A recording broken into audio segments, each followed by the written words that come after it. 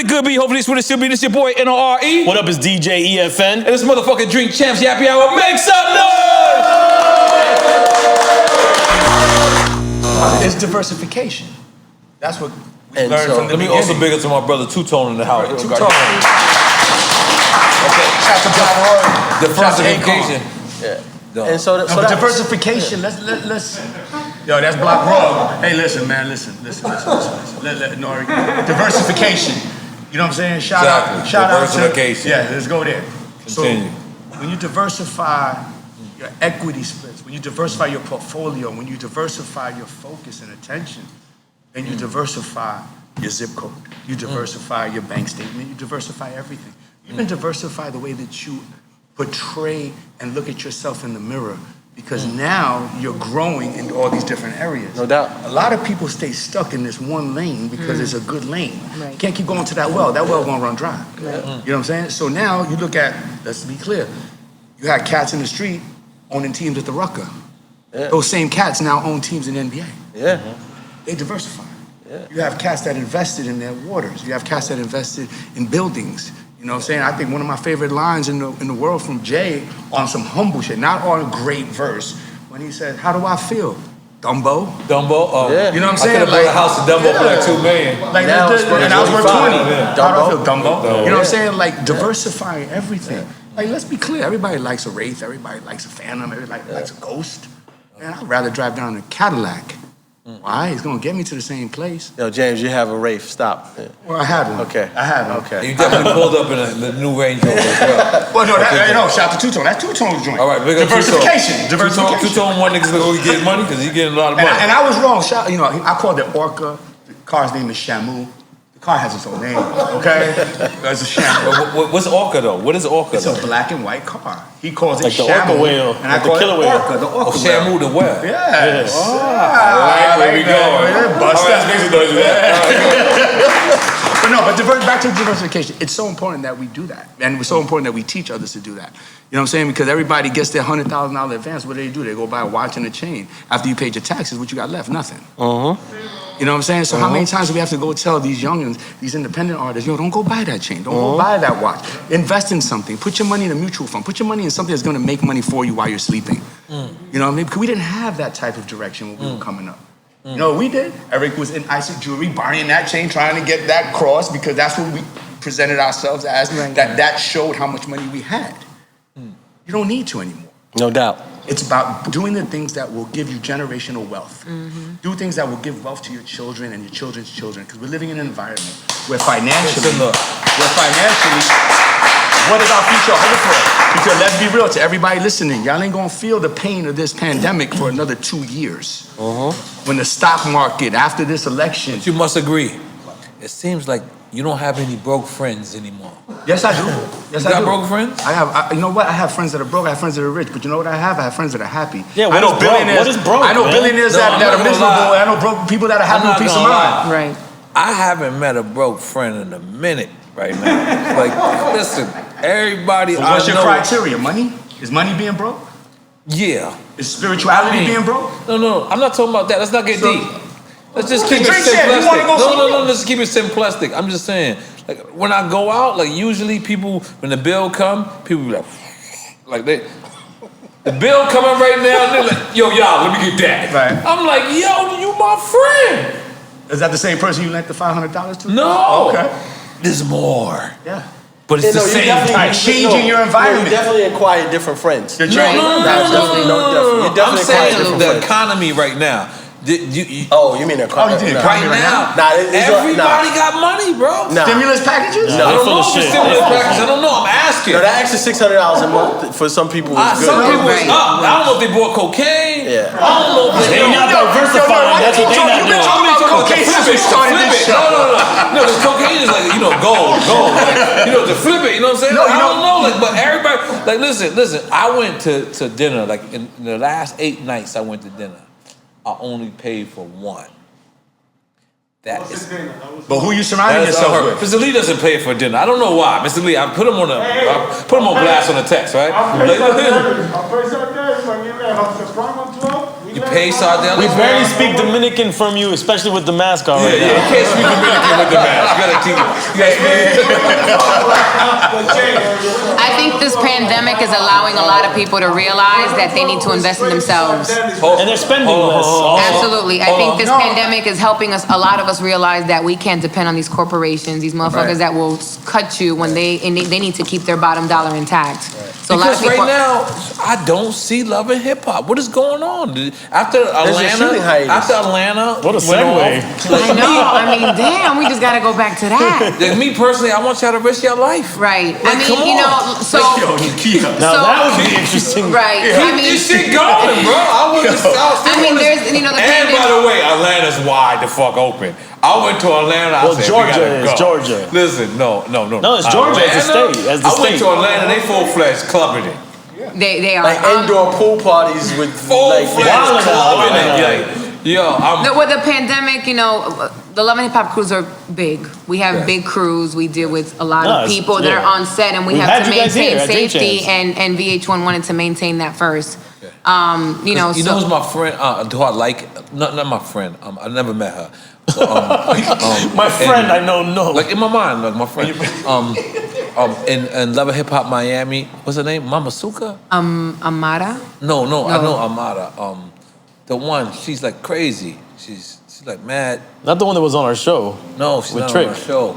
She's Sukiana. yeah. Sukiana. I like she ratchet as fuck. It's like I like that Right. shit. You like the train wreck? You like Eddie Murphy with that. What? You like the train wreck? I don't know if it's a train wreck. Listen, No, I'm not saying she's a train. Oh, No, I it's don't know just- her. You need to hire him. Let me correct that. I don't know her. I like This that. guy loves love. There's always a story and a struggle, right? That's at the end of the day, all these people have been able to live past what people thought they could be. That's what Love and Hip Hop has done. Sukiana was just on the WAP video. Nobody probably believed in her prior to her coming on the show and seeing her Million struggle followers, hit that and her story fast. and followed that. Like at the end of the day, you have to understand, like artists back in the days when you guys were at your peak. Going to the back in the days. No, but it is at the end of the day. I'm not trying to See, think back. you Listen, guys are at your peak. I embrace it too at the end of the day. But I believe when I got into it, I was born in the wrong generation. That's I what went I back, felt. mind you. You guys at your peak. I started working with Slick Rick. Right. In my early 20s, I went back in music times, you know, and I've worked with the Houdinis, the DJ Scratches, the Slick Ricks, all those guys. I worked at one point. Right. I don't know why you are our talent agent. That's for real. You should have been our talent agent a long time ago. I gotta relax. Oh my God, I lost my train of thought. No, you was guys working with messed me Slick up. Rick. Now you're talking about the show. So at the end of the day, Sukiana. so you have to understand, like, a lot of these people, labels, management, may not have ever looked at them. But Love and Hip Hop and these reality shows allowed people's stories to triumph. Like back when the artist was considered a mystery, that was okay. That was okay to not know much except what they say. But like, you're able to now connect with these artists and say, okay, I can make it. If they made it past their struggles and their stories. The girls, they went to Homestead and they started performing. A lot of people They went to Homestead, yeah? they went to Homestead, yeah. Did a show they at went to Homestead? Homestead. When? You don't see the episodes, girl? I went back to the US too. Listen, they went to Homestead. They was about to perform, and then it was white people that was looking. And it was like, oh shit! And they went on stage and they destroyed it. I liked it that. Like I was, because you know why? My first show was in Uptown Comedy Club. Now it wasn't cowboys that was watching me, but there was people from Harlem. And at that time, people from Queens, we were like taboo. Right. So when we came to Uptown Comedy Club, and I'm like, you know, I'm saying what I'm saying, and I got a 22 on me. But I'm just trying to, like, you know, let them feel me. They wouldn't feel me. But I kept going, and then at the end of the day, I was like, And when they did that at Homestead, I felt the same way. I was like, that's the new beginning of the artist. So now a lot of people, they say about all this other shit, no one says that. That's like the beginning of an artist, where you go and no one knows you, No and one you fucks make with the you. crowd know Fuck you. with you. Like this watch, all right, cool, I get it. I get what you said. I get what everyone said about Love and Hip Hop. But let's not forget the parts where it does. there is that hip hop element in there where like they went from everyone was white in there looking at them in the homestead till as they was leaving, there was people twerking with them. Like, I was like, that was hard to me. All right, no one's feeling me. I respect that. Yo, no, hold on. But you just said Love and Hip Hop is insane. It's a great show. But here's the thing: the core of the DNA of Love and Hip Hop comes from a manager, a talent manager, identifying talent before it knows it's talented. Right. So and that's the core of the DNA like of Love the and brand. Hip Hop was a beautiful thing because it was a bunch of people that didn't have the film schooling. People that did do that, and it was a perfect formula to make that show. And just pay attention to his whole swag right here. Oh my God, he playing golf.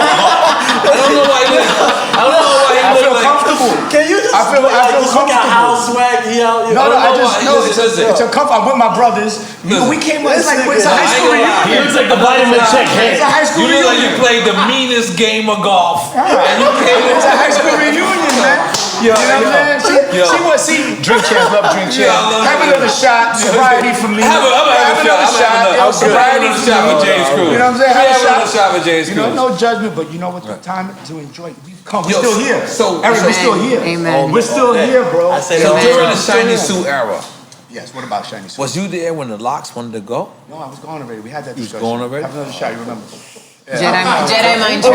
Jedi mind trick. Jedi Magic said, you know, when I was there, we was at the Rucker Park, and Allen Iverson was at the 2 guard, and Stephon Marbury was at the point guard. I was there when Flavor Unit, shout to OG Juan, 3 chips in a row, shout to Fat Joe and the Terror Squad team. I was there when that was going down, when Puff was rolling up in a cabriolet. All right? And Half Man, Half Amazing, and Meta World Peace, and Black Widow. It was a rite of passage. You know what I'm saying? Like, this is when hip-hop was at its height, when money was being gotten by everybody. He's flossing. Let me get another. No, it's not flossing. That's just a joke. No, keep it going, Jay. Talk, Jay. You know what? I got banged in the head the other night because Cass was like, yo, Talking to Boris? this dude be name dropping all the time. This dude be name dropping. It ain't name dropping. It's our lives. You're definitely like a game verse. It's Let's our do it. lives. Yeah, Let's but be that's honest, beautiful. no? That's beautiful. It's our lives. He hangs with LL Cool J. She deals with Mona Scott and Cardi B. We around billionaires, broke niggas, artists, ball players. It's our lives. And we don't have to apologize for it. No, absolutely. I'm not apologizing because I know N.O.R.E. Some people who don't live your life won't understand your That's Right. true. However, but that's what I'm trying. That doesn't pay me. I know N.O.R.E. I know N.O.R.E. I know the real N.O.R.E. That's right, I know baby. N.O.R.E.'s family. That's You know right, what I'm saying? baby. Right. That's right, It's a beautiful baby. thing. That's right, man. It's a beautiful thing. Goddamn, make some noise with me. Listen, if you know me, I'm definitely a good person to know. Yeah. And N.O.R.E.'s paying Absolutely. for Prime 112 tonight, so. It's on you tonight. It's on you. Oh, It's on you. Yeah. I wasn't anticipating that. No. I wasn't anticipating that. You know what I'm saying? Okay, give Marty. I This is know. Dream Champs. Because It's okay. Eric Nixon and I What's booked up, our champ? flights, booked our hotels. You know what I'm saying? Listen. You know, it's, I was wondering if Drink Champs had a budget, but I Yeah. No, we ain't got a budget, bro. I ain't There's gonna no lie. makeup budget, there's no But flight it's budget. N.O.R.E., so I said Marty came in looking fresh, hair done, all that. Let's make sure It's that love and hip hop stylist budget. check gotta get cut. That's why I'm trying to get her to be the talent agent right now. She gotta upgrade us, man. Because we out here hurting. We out here hurting, goddamn salute. We want minimum wage.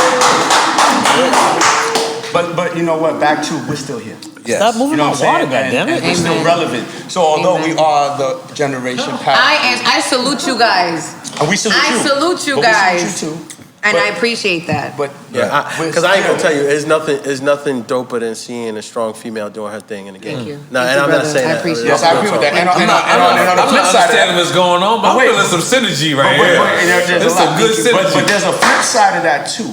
Uh-huh. Great to see a dope female doing their thing, but it's great to see somebody that you had early on do their thing now. When I talk about the Halim Rices, when I talk about the individuals that we spawned them from road managers, from Nah, I would tell you You know, something. I think it's the next before. I would tell you before something. Dream Dog. Dream Dog. What's the dope I like makeup that. artist chick? Not like, you know, I'm I know married. what you Joanna mean. Simpkins. Yo, I like she that. gave the craziest shout out Joanna Simpkins. on Facebook, and I love that. That shit was fly. But Joanna Simpkins, she's a dope makeup I artist. mean, people that understand what the culture is and really know the history know the impact you guys have had, and all of you guys have had in this community. But we come from a Absolutely. DNA where you pay it forward. We come from a Absolutely. DNA. If there was no Lior, there was no Julie. If there was no Kaiser. And that's part of the game that I think that I'm afraid that the kids like. No, that chain was broken, man. Yeah, What chain? That chain was broken. I say it all the time on Hold on, let me say this to you. I have no idea what type of executive I would have turned out to be if I couldn't look at Chris Lighty, Steve Stout, and Kevin Louse. Right. Like, I don't know. Like, I had those guys. Like, Steve Stout wasn't my direct mentor, but I was able to watch that dude move and pattern myself. Like, I was able. People think he's an asshole. He's an asshole. But Dame Dash. Oh, Dame. Okay. He's also an asshole. Let's go. Dame Dash was. He's my brother, though. I love him. I fucked with Dame. Got a lot of respect for Dame, man. I fucked with Dame. I got Dame Like, Dash. I was able to subscribe watch again this year. Right. I was able to watch those dudes do their thing, run these multi-million-dollar companies, and I'm sitting there in the little A&R position going, yeah, like I want to be those guys. So I'm afraid that this generation, because right now we live in a generation where you open up your laptop and just find the numbers. Right. We don't actually. The we don't actually demand them to know and have the quality to be able to hear a record. The game is a little fucked up. It's not even this. It's the generation right before them as well. Right. That chain's been broken for a minute. But the biggest part of it that's changed is you can't know where you're going unless you remember where you came from. Absolutely. And never forget who put you on. There are so many individuals who do not admit who gave them an opportunity. You gotta pay that forward. This is the reason why Steve Stout said it right on this thing. This is the reason why I wanted you three here. I'm giving you an alley-oop. So no, it's not giving me an alley-oop. It's I want you guys to talk about it. Like I actually would love for you guys to talk about. Just to piggyback what you said, like anybody. Steve Stout said on this podcast, he said, yo, I don't give a fuck what happens. You always supposed to give respect to the person who put you on. Yeah, he's talking about can't play. Yes. That is one of my favorite things he's ever said. He said that shit on Drink Champs. He said, one thing you gotta always do is give respect to the dude who put you on. So many people miss that. Mm-hmm. They forget. When you get where you going, you forget. Like, I can never forget Chris. Right. Like, you don't. Ever. Yo, Foxy Brown and Chris Lighty are two of the people. Let's give Foxy Brown her love. It's like, when you've been blessed by so many individuals. But hold on, James. Because I want to just elaborate, and I'm coming right back to you. Foxy, let's describe your Foxy experience. Because I know it's got to be up, down, in between, in the middle, but overall, phenomenal. You know what I'm saying? No, that shit was crazy. Overall, phenomenal. Foxy Brown was AKA signed to Capitol Records. Getting dropped. Yo, stop. No, you didn't know that? Hell no. She got signed right after the record with Jay? She got signed to Capitol? No. Prior to Jay-Z. Prior to any record you've ever known Foxy to be on, she was signed. I think Tracy Waples was her A&R. Tracy Waples. At Capitol. And Nas' baby moms was Tracy Waples' assistant. At Capitol Records. Carmen was Tracy's assistant at Capitol Records. Inga Marshawn, stage name was AKA. Right? Foxy's name was AKA? Her name was AKA. That was her stage name when she was signed to Capitol Records. She got released from Capitol Records. And we was walking up 6th. Me and Anton went to Bishop Lachlan Memorial, her brother.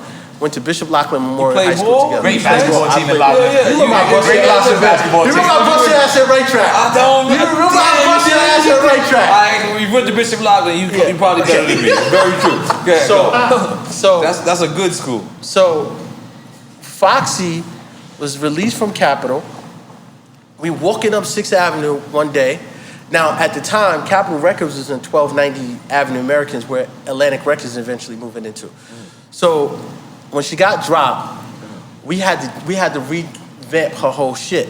Because at the time, she was rapping about robbing niggas and shooting guns and stuff, and that wasn't really her. Right. She's from the hood, but that's not what she did. Right. So walking down the street, me, Anton, and this is prior to Don Pooh getting involved. Don Pooh had a major role. Talk about diversification. Yeah. This was prior to Don Pooh getting involved. We had to revamp her whole thing. And so we all came up with like, yo, you gotta rap about hood shit that girls do, but not so much shooting a Uzi, because that's not what you do, and it's not believable. And at the time, it was like Boss and like all these hard chicks. The Brat was going, you know, all the female rappers was trying to rap like dudes. Right. And I was like, there needs to be a female rapper that raps like a female. And so we had to change her name. And we was like, you know, like that girl that, you know, that, like Pam Grant, Foxy Brown. That's her name. That's how we got her name. Wow. Right? This is very deep right now. That is deep. This is very deep. Listen, there's gonna be many different versions of the story. I'm on Drink Champs. I'm keeping it 100% real. This is what you always drink. No, I don't. Champagne. You always do. So we changed her name to Foxy Brown, right? From Pam Grier. Based on Pam Grier. From AKA. Pam Grier is Foxy Brown. And so me and Anton running around the city, like we didn't know shit from shit. We was trying to get into the music business. We wasn't in the music business. We was trying to get into the music business, right? Anton had a job, I had a job, but we was trying to get into the music business. I had one of those steel briefcases with nothing in it, fronting like I had a lot of shit. I didn't keep it real with you. Like I was trying to get in the game. When we got meetings with Harv Pierre, Puff. We got meetings at Electric Records. Everybody passed. Nobody wanted nothing. On Foxy, we talking about Foxy, okay. Nobody gave a fuck about none of that shit. So we also, who went to Bishop Lachlan with us was Tone from Trackmasters. And he always allowed us to come to their studio session. They was producing for Soul For Real and all these fucking crazy artists, and they had all these hit records, and Tone was a rapper as well. Red Hot Level Go, right? And he always would let us come to the studio. They used to basically own the old Chungking. You know the old Chungking in Little Italy? They used to basically own that shit. So we used to own... No, Little Italy, it's Chinatown. Chinatown, right. Damn, you go back that far too, damn. I remember that shit too. Right? Like, damn, you bringing me back, bro. I ain't gonna fuck, I got chills. And Steve used to hate us being there. Like, why the fuck these motherfuckers get these niggas? Every time we came to the studio, we got kicked out. He used to kick us out, right? But so one day, it was me and Ant in the studio. Nobody else was with us, right? And at the time, Ant thought that Foxy needed bigger management, so he went and took her to Don Poole, and Don Poole became her manager. But we was in the studio with Tone, Trackmaster Tone, and they had I Shot Ya on the boards. Keith Murray laid his verse, Prodigy laid his verse, Fat Joe had laid his verse. LL didn't lay his verse yet because LL was in Hollywood on set of In the House. Nobody knows who Foxy Brown is. Nobody knows who Foxy Brown is. So I say to Tone, this is God honest truth. Many different versions of the story. This is on my daughter. This is God honest truth. I said, yo, Fox would murder this shit. And I'm gonna tell you how this is the fact. And nobody else knows. Nobody else will tell you this story. Fox will kill this shit. I had a nasty box Maxima, right? Like it was an 88. It was like 97. I had a nasty. Tone said, all right, fuck it. Go get her. We ran to Brooklyn, came back to the studio. She wrote the verse. Foxy, and this is how you know this is a true story. You could go back and check it. Foxy did not know how to count bars. She was just ill with writing rhymes, and she wrote the rhyme herself. On that record currently, right now, if you listen, she's the only one with 18 bars on the record. Everybody else got a 16. Nobody else knows this story. I'm the only one that was in the studio with her, and she's writing it back to me, and Rich Trevally was the engineer who spliced it because her verse was a bar longer, 2 bars longer than everybody else's bars. Wow. Right? She's the only one 18 bars on this verse currently that was released. So when the record came out and it started popping, then Jay-Z wanted her on Ain't No Nigga. And then Diddy got involved. Andre Harrell wanted to sign her. Steve Stout wanted her to go to Jimmy Iovine. Rest in peace to Andre Harrell. Rest in peace to Andre Harrell. Everybody wanted to sign her. And it was a bidding war. Foxy didn't care about nothing else but going to Bad Boy. She didn't want to be on no other record label other than... She's like, if it ain't Bad Boy, I ain't rapping. Her words, right? Pooh was mad close with Puff, right? And Chris used to run... Mary, right? Yes. That was his relationship. I seen the pictures the other day. Right. See Don Poole, Mary, and Fabulous. That was his whole team. Mark Pitts, everybody, because he was down with Biggie and them all. Okay. Right? So I said to... And Chris we were really, really cool with Chris Lighty because he used to run the tunnel, and he used to always let us in the line because the lines used to be around the corner. Oh, we got tunnel stories. We got tunnel stories. So Chris would let us skip the lines, and one day I was like, Chris thought it was over. Like Chris was I put her on this record, and y'all niggas gonna sign a bad boy. He thought it was dead. I said, yo, Chris, it's not over. But don't talk to me, don't talk to Anton, don't talk to Pooh. Go talk to the moms. Chris woke up the next morning, went to the mother's house. That's how Chris signed Foxy the Violator. Wow. But what made you say, skip the management, skip the A&R, and talk to the moms? What made you even? Because that was the one who was ultimately had the ultimate influence. No, because and that's what where you wanted her at. I thought that Chris deserved it because he put her on first. But you gotta understand, because he allowed the record. Because the record was on, I Shot You was LL's record through Def Jam. And if Chris don't sanction it, then the record don't happen, and then Jay-Z don't even want it for Ain't No. Right. Eric Nix, the premier strategist, he knows exactly what he's doing. That was. And then came Total and Case and all those other records. But wait. We gotta go back. Shout to Jessica Rosenblum and the Tunnel. Sir. You know what I'm saying? Shout to Jessica Rosenblum and what the Tunnel did, because not only on a personal note, Jessica introduced me to the two most important people in my life in the business, Chris Lighty and Puff Daddy. So Jessica Rosenblum and the Tunnel and that movement during those times. N.O.R.E. Let's go to the Tunnel. It will never be duplicated.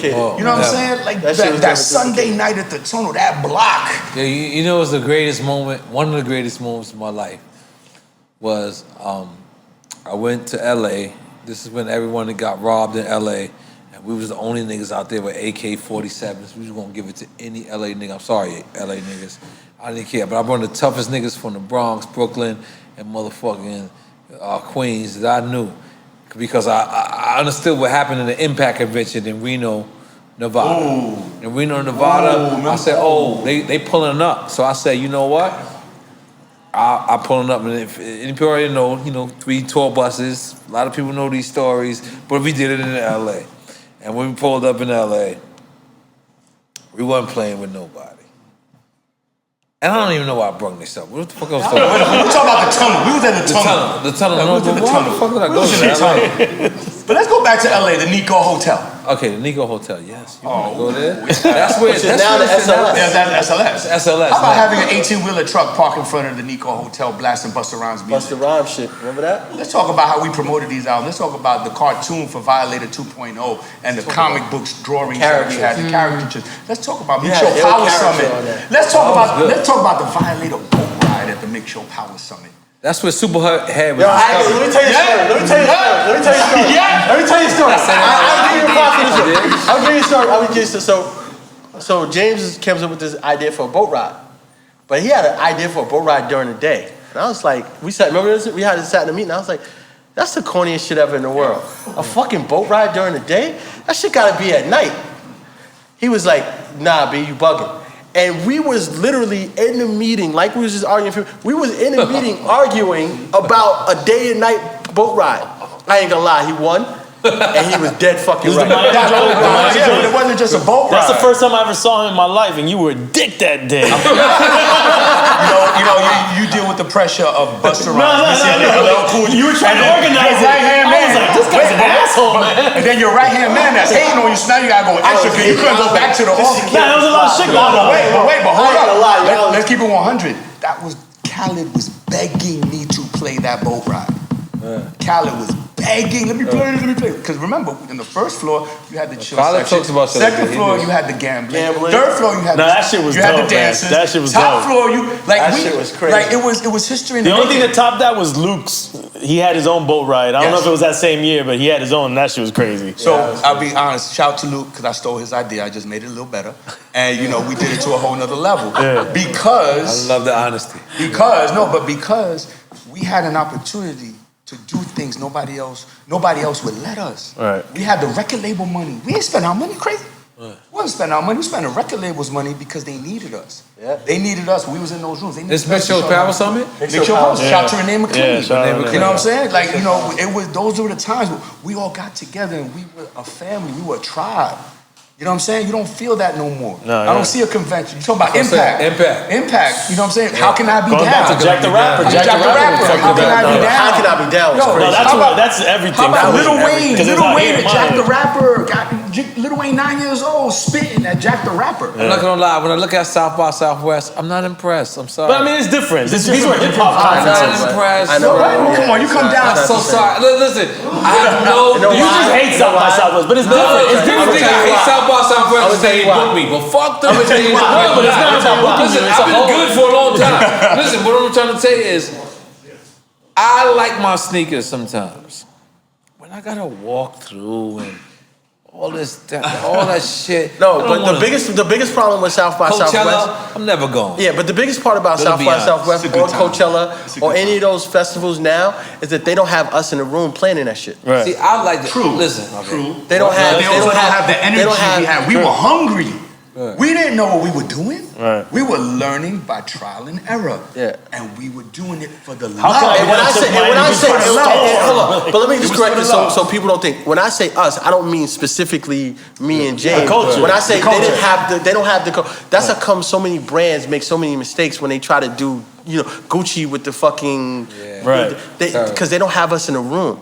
So they're gonna continuously make those mistakes, and you're never gonna find. And it's never gonna be duplicated because How Can I Be Down was the epitome of urban culture. Yeah. Jack the Rapper was the epitome of urban. Impact. Impact. Mix Your Power Summit in Mix Puerto Your Rico Power Summit. Mix Your was Power the Summit. fucking epitome of But remember, urban. they And brought it to Bahamas. Puerto Rico because they're getting control in Miami. Yeah, because everybody kept driving Yeah, down, everybody kept- and you had yeah. badges, and then you had another 1,000 people. Yeah. You know what I'm saying? But then when we took it to Puerto Rico, then it really became, it was the DJ. Let me explain something to you. Had it not been for the DJ, Yeah. we wouldn't be who we I'm gonna be are. honest. At Bad Boy and at Vibe. DJ Enough got married about 2 years ago, and it felt like the Mix Show Paris. I'm not gonna lie. I said, how did he turn his wedding into the Mix Show Paris Summit? He's a legend. But you have to Let's shout make to some DJ. noise. Love you, Ephraim. I never seen a wedding with so many logos. They had a logo from every company. But I remember- said, holy moly guacamole. Remember, the Mix Show DJ was the key for us getting our records on. And they Remember, still we are. wasn't on the They still playlist. are. Let's We wasn't not on the forget playlist. the mix- Still are. Even though I don't make records no more. Let's Mixtape still not DJ, forget. mixtape DJ. By the way, you should and make Mix Show records. DJ. You should. Yeah, I ain't lose it. I still got some shit. Yeah, you should make records. There's no I reason still why you got should some What make are we records. waiting for? I don't know. I've been calling you. I've been calling you for Why 2 you years. think you guys are here right now? No, I've been calling him 2 don't years. know. He I doesn't just- want to be on Drink Champs. I'm like, yo, let's put it back No, together. he had a master plan. Very true. I'm sorry. He needs you too. He's going on Love and Hip Hop to put it out. When N.O.R.E was making what, he just didn't want to live in Left Rack no more. He was driving new whips, living in Jersey. He was buddy with John. He didn't want to go back to Left Rack. So he was BNN is forced one of to. my favorite groups. Capone. One of my favorite. Capone. Shout out, Poem. Shout out to Capone, man.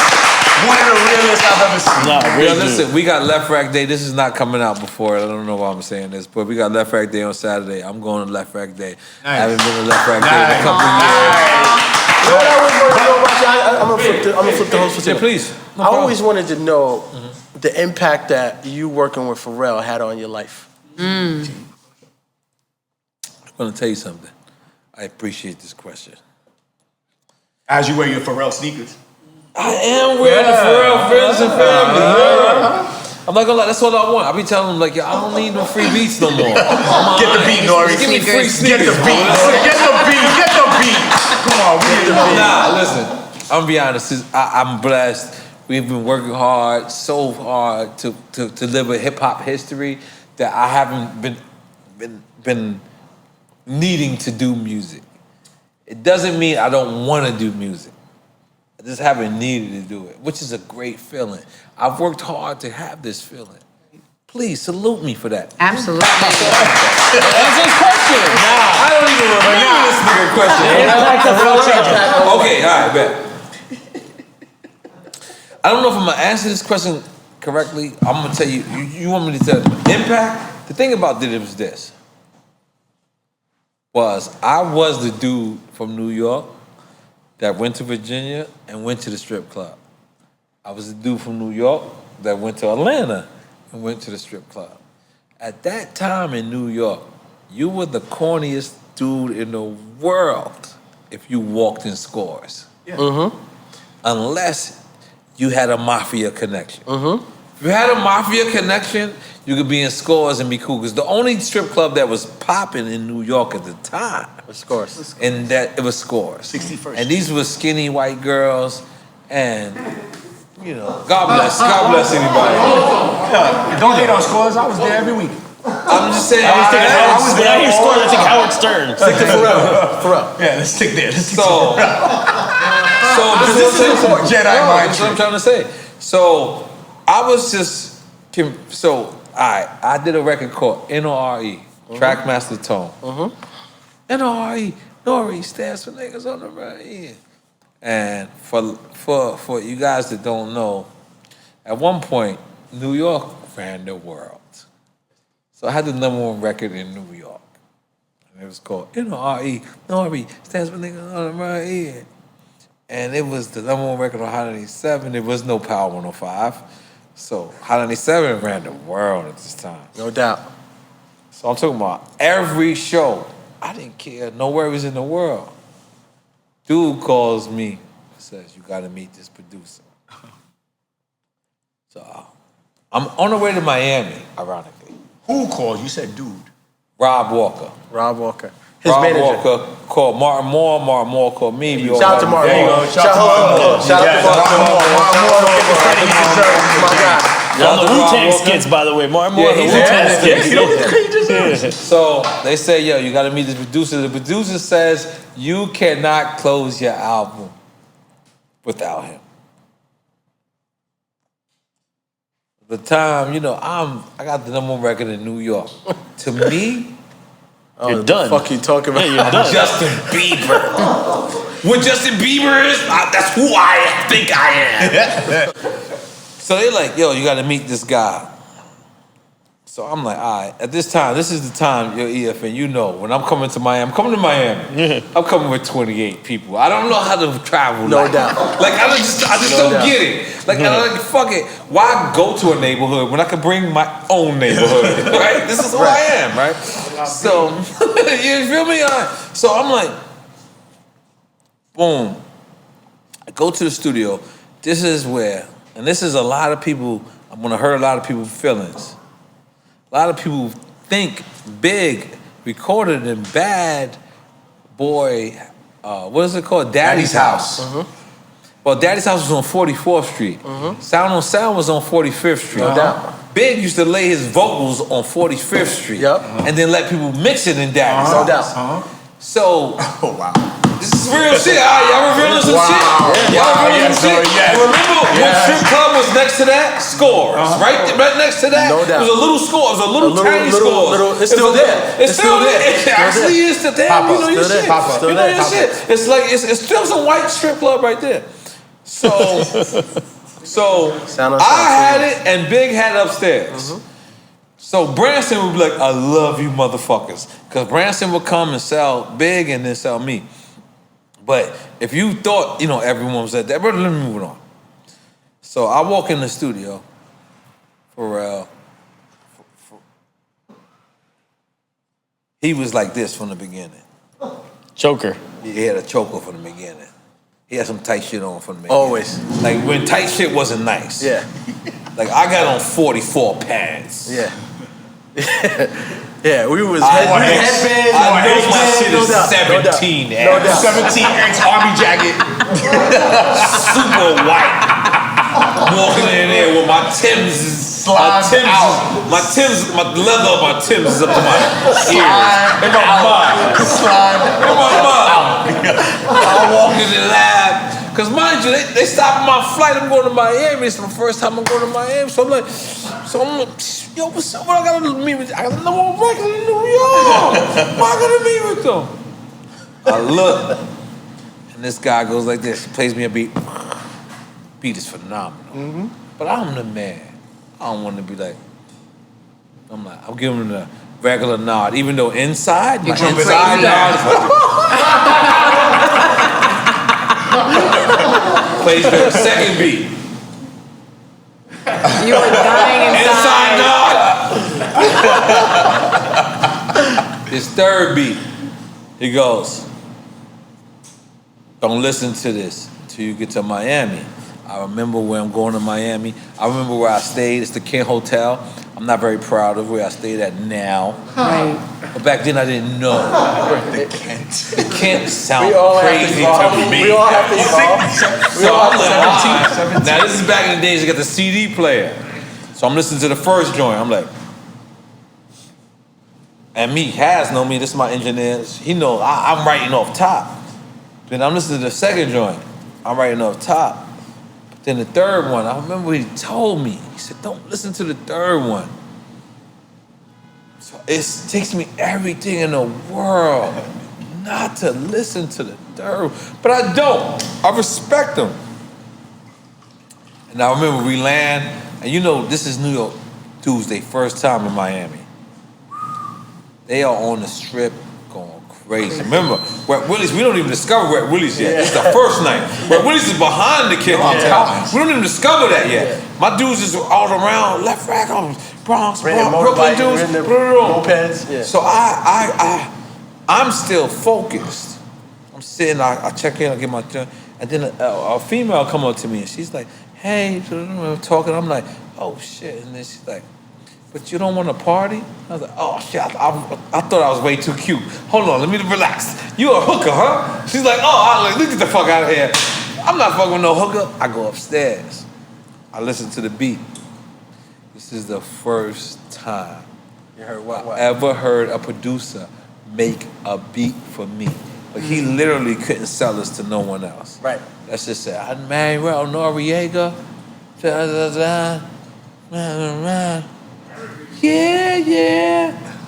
That's the only thing the beat said. Yeah. The chick singing, and I wrote the whole shit. See, a lot of people doubt me. They're like, you wrote the whole shit. Like, if you're from the new generation, you think I'm a bozo for writing the whole song. I wrote the whole song in 13 minutes, and I laid the whole song in 5 to 7 minutes. I didn't know how to punch in. We didn't know how to punch in. That was that. That was not cool. You know what you had to do to punch in? 2 inch reels. 2 inch reels. That's what I'm talking about. I said dash, but you see what I did? We had 3 the hours. motion meant reels. I went like this. I said dash, but the motion was. So listen, if you had to punch in, you had to tape shit. Yeah. I wrote that whole song straight up, and I'm gonna tell you something. What? 1. What? 2. What? That's how I counted bars. That was never a hook. I wrote the whole Right Track Studios. You said Right Track earlier. Right Track Studios. So when I flew in from Miami, because like I said, I called Pharrell and I said, only thing I want to change is, he said, yeah. The girl was saying, yeah. Like, what? I want to change the what? She's like, I have a hit tomorrow. She's going to do it. And I was like, all right, cool. So we went to Right Track Recording Studios.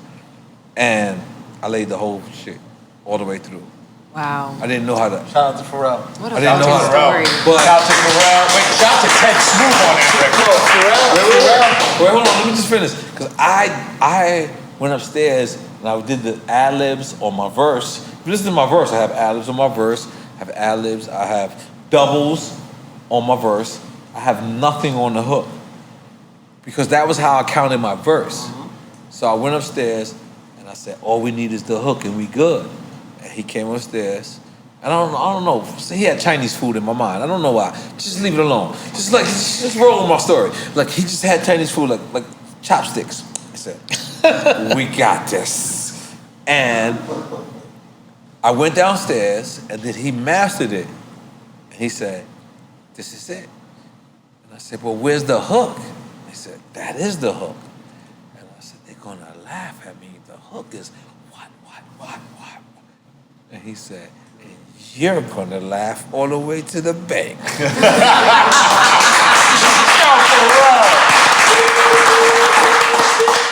We back with the people that make the people, that's the people behind the scenes. Now, I need to ask y'all, and I don't want you to hold back. I really want y'all to tell the truth. What is the most difficult artist you ever worked with? Foxy Brown. Yeah, he was quick. So I want to say Foxy Brown. I got crazy Foxy Brown stories, but I had the pleasure of working with both Foxy Brown and Little Kim. When I left Violator and I left Motown and I left all that stuff. Salute. Cheers. Salute. I ended up doing an independent situation with Lil' Kim that ended up in court. He won? No, I had raised $3 million and signed Lil' Kim independently. So if you remember the record that she put out with T-Pain called Download. Okay. Right? That was on a record company that me and Tone from Trackmasters, Tone and Pope from Trackmasters created together called Brookland.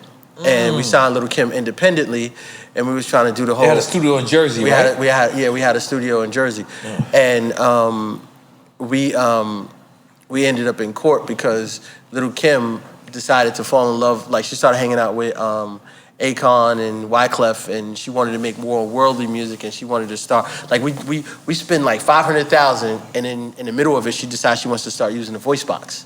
Wow. Like auto-tune or something? Yeah, auto-tune, and we weren't feeling the creativity of it, and so it was a deadlock in recording, but this wasn't like record company,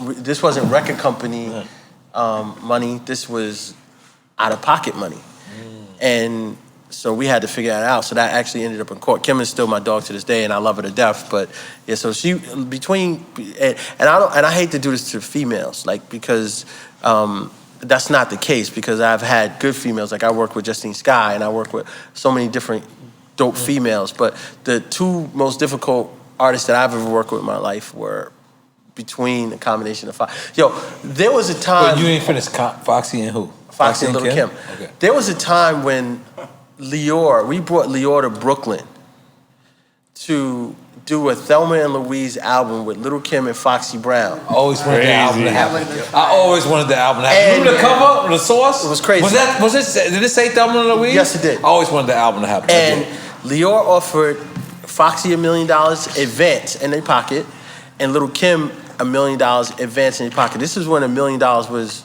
$1 million. $1 million was like $1 million. Like 100 million. Yeah, 100 million. Yeah. And Foxy, we were in a nail salon, an Asian nail salon in Brooklyn, where N.O.R.E convinced Foxy to do it, and Foxy was like, the only way I'm gonna do it, we gotta get on the phone and hash out our differences. They get on the phone, and it became, but you said this, but yeah, you said this, but yeah, no, fuck you, bitch, yeah, fuck you, I ain't never doing a record with you, bitch, you're la cosa. Done. Yeah. All of that shit out the window. And that Nail stopped salon, so Brooklyn, much. Yeah. Flatbush, Chinese. Yes. Chinese? And that stopped everything. Man, $2 million down the drain. When I tell you, it was so many people who was in the circle. Because remember that Source cover? Was that prior to that Source cover, or that was prior to that? That was prior to that. Was that prior to the record? Source cover happened, so now people are actually thinking that they're going to get a project. And let me just rewind. I went to a nightclub before Foxy and Lil' Kim got popular. All three of us one night went out, and we couldn't get into a nightclub because nobody knew either one of them. Wait, you, Foxy, and Kim went out? Me, Foxy, and Lil' Kim went out one night to the city to try and get Sounds into like a club. Body. They were cool. They were really good friends prior to them getting hot. And we couldn't get into a nightclub because nobody knew either one of them at that time. They were tight. Like imagine because Kim wasn't already with Junior Mafia. No, she wasn't hot yet. This was when we were all trying to get in on. Right? And you got to remember, he's right, because Biggie and Nas was so hot that time that Lil' Kim and Foxy was just by association. They were rapping, and it was like, but nobody knew them publicly. Yeah, exactly. Right. And so this was before Jay-Z came in Foxy's life, and Kim was down with Big, but she didn't get on the records yet. So nobody knew who they were, and they were tight. But when the money came and the competition came. And it was like, Big was like, nah, let me do this because you got to But murder. both you guys are from Brooklyn. Yeah. Was it a territorial thing that made them? It was a female competition thing where Big was not letting Lil' Kim get bodied by Fox, and we was damn sure not letting Fox get bodied by Kim. Like that shit wasn't happening. Yeah. And to keep it G with you, Fox was inking her own shit. Fox wrote her own verse on 22 keys. 22 keys. On I Shot Ya.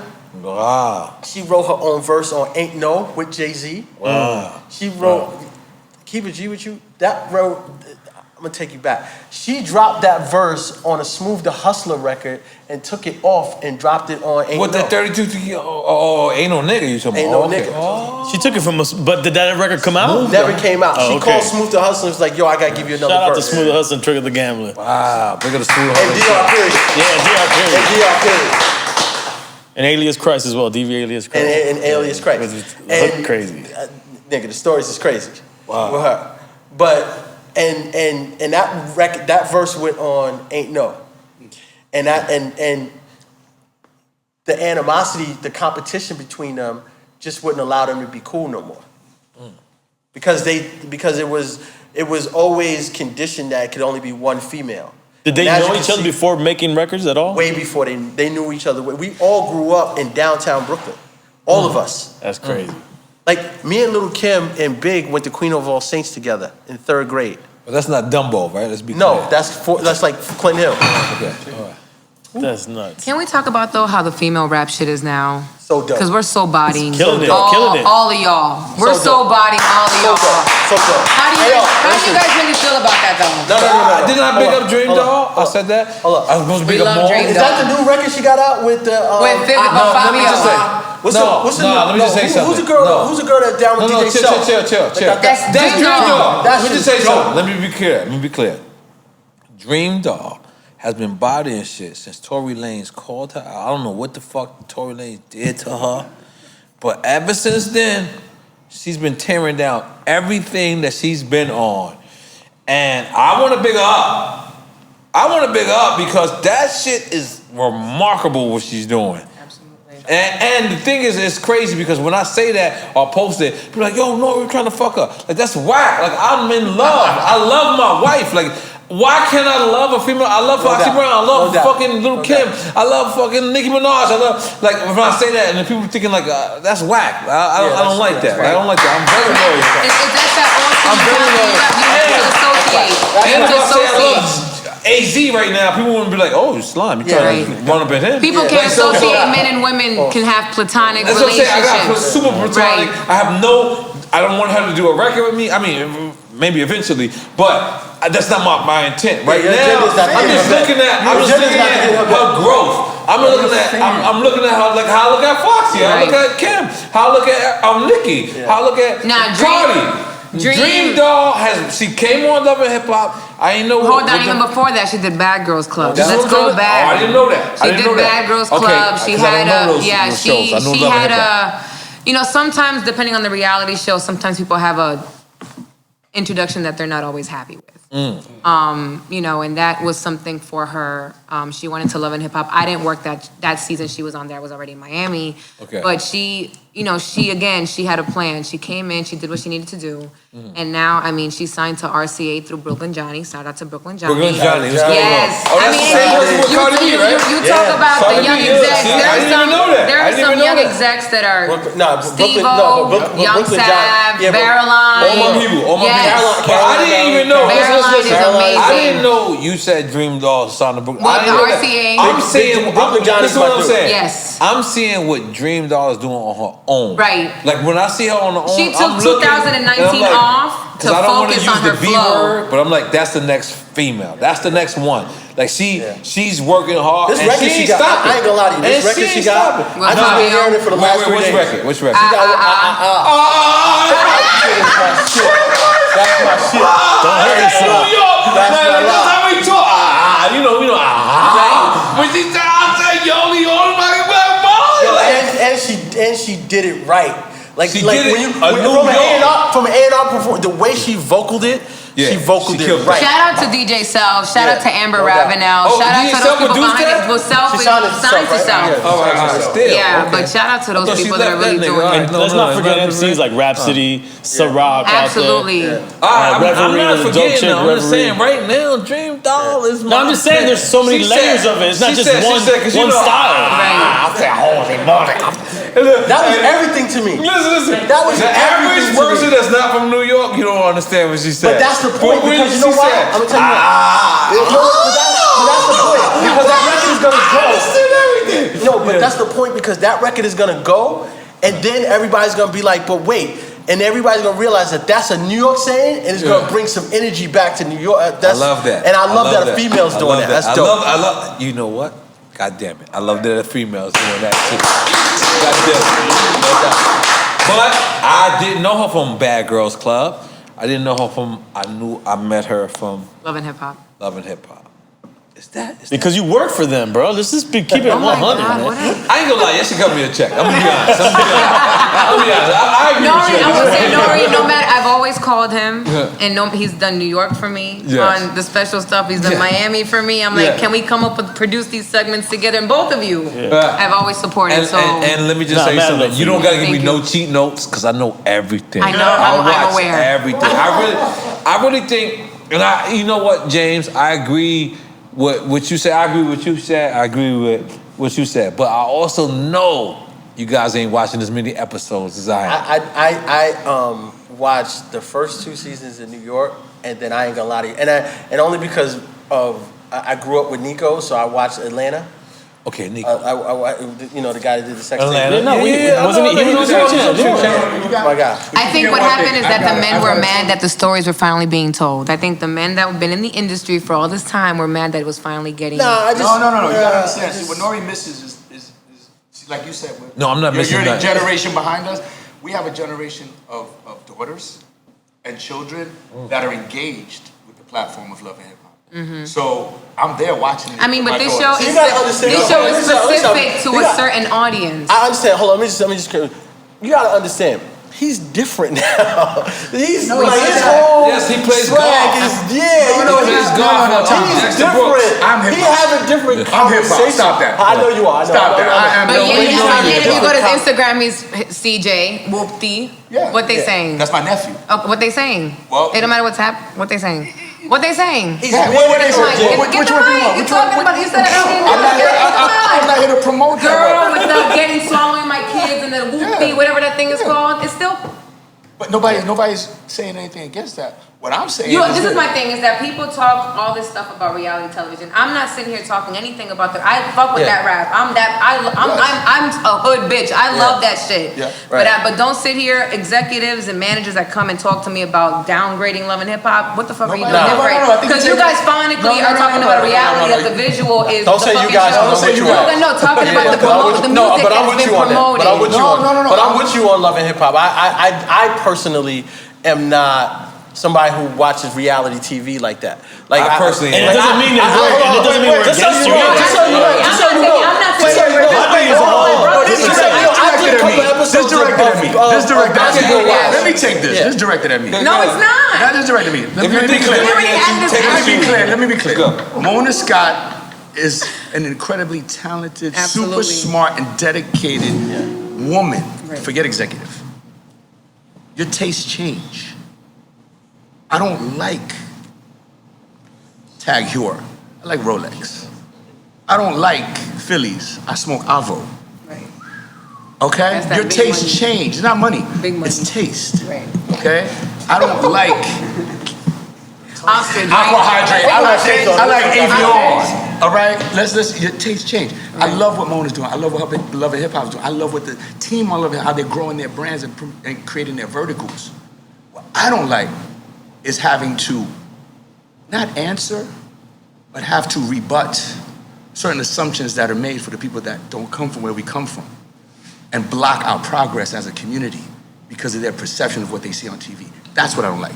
I mean, it's not that I don't like Love and Hip Hop. Right. It's I don't like walking into a room and having people assume a certain way of action, a certain way of being, and a certain way of upbringing that positions us and lessens our value as human beings, not as executives, as human beings. That's what I don't like. Right. And you know what? I would champion Love and Hip Hop. I'll champion you. I'll champion Mona. I'll champion everybody because ain't nobody gonna talk about this thing that I love. Nobody's gonna talk about this thing I love called hip hop. We built this shit. And nobody's gonna degrade that. But you can't say certain. These are stories that are segmented in a certain culture community that we've all. We understand that. That we've all witnessed. We understand that. That we all. But I think we give too much validity to that. what they think, though. No, I it's think not we give validity. too much validity It's not to what validity. they think, I mean, at the end of though. the No, day, somebody what's comes in here and says, happening if somebody comes in my face and says, Eric Nix is full of shit. Okay. Okay, you know what I'm gonna say? That's my man. Number one, you're gonna talk about him in front of me. Number two, he's not full of shit because I know the real Eric Nix. I don't care who it is. Yeah. Because that's what's called loyalty. You ain't gonna talk about me, my people, my friends, or my community in my face and not get rebutted. And I'm with you. But what I'm saying to you is that Eric Nix don't give a fuck about that person. I know you don't, but I do.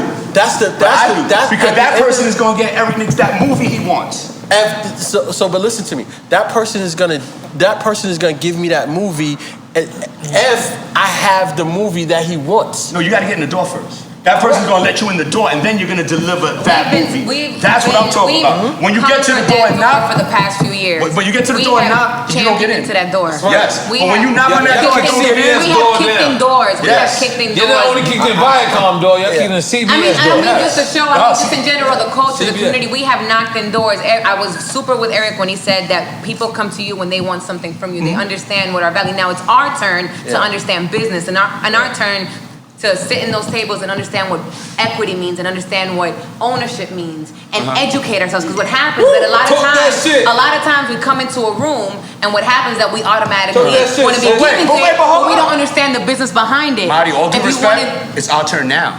Wait, it's our turn now. To Wait a learn minute. and understand. Wait a minute. I don't want something given to me that I can't prove and earn. But we're just getting in that door now. You gotta understand, I've been knocking on that door since 1994. No doubt. And you've done some beautiful things Wait, time out. Let me with finish. it. Thank you. Right. I've been knocking on that door since 1994. Chris Lighty and I were knocking on that door in 1999. Right. Puff Daddy and I were knocking on that door in 1996 when nobody wanted to let us in. No doubt. So you know what? You damn right I got a chip on my shoulder and I wear my heart on my sleeve. Because ain't nobody gonna shit on me, nobody gonna shit on my people, ain't nobody gonna shit on him. What are you doing now? It's not about shitting, it's about understanding and paying it forward and sitting in those rooms and now helping build up your people. You guys are That's what you're doing now. So having a chip on your shoulder is not gonna help your cause. No. I have a chip on my shoulder. I have a chip on my shoulder. This is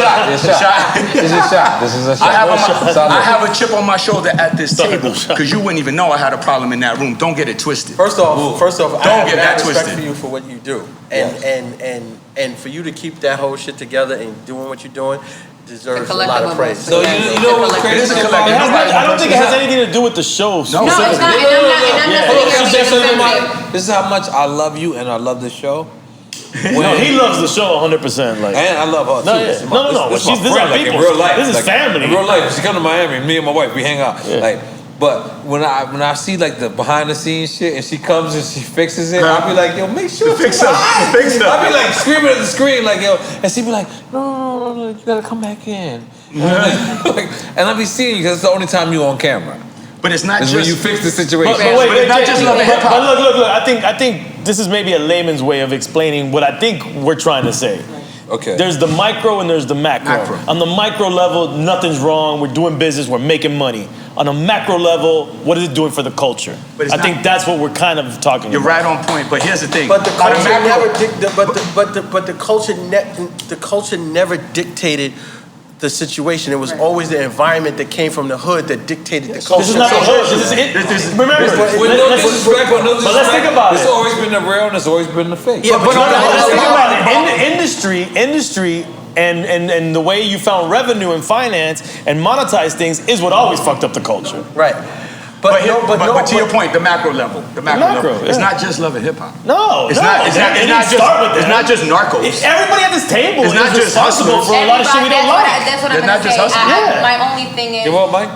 Make sure your mic turn. Oh, it is. It's not on love and hip hop. It's not on love and hip hop. And I'm not. Again, my reaction is just a matter of talking to my brothers in the table. Absolutely. So there's no matter of it's a debate. It's a conversation. Debate. Yeah. But my thing is that I have conversations a lot with the executives and the music people, and they're sitting here talking and bringing down reality television, but you guys are promoting crazier shit than what the fuck the show does. Absolutely. And these shows are only there because of the history with these relationships and this business. Agreed. So if you want to see better, you do better. So if you want to see better on television, you want to see better in certain communities, then you're a part of that change. Yes. Don't talk about it without being a part of it. That's all I'm saying.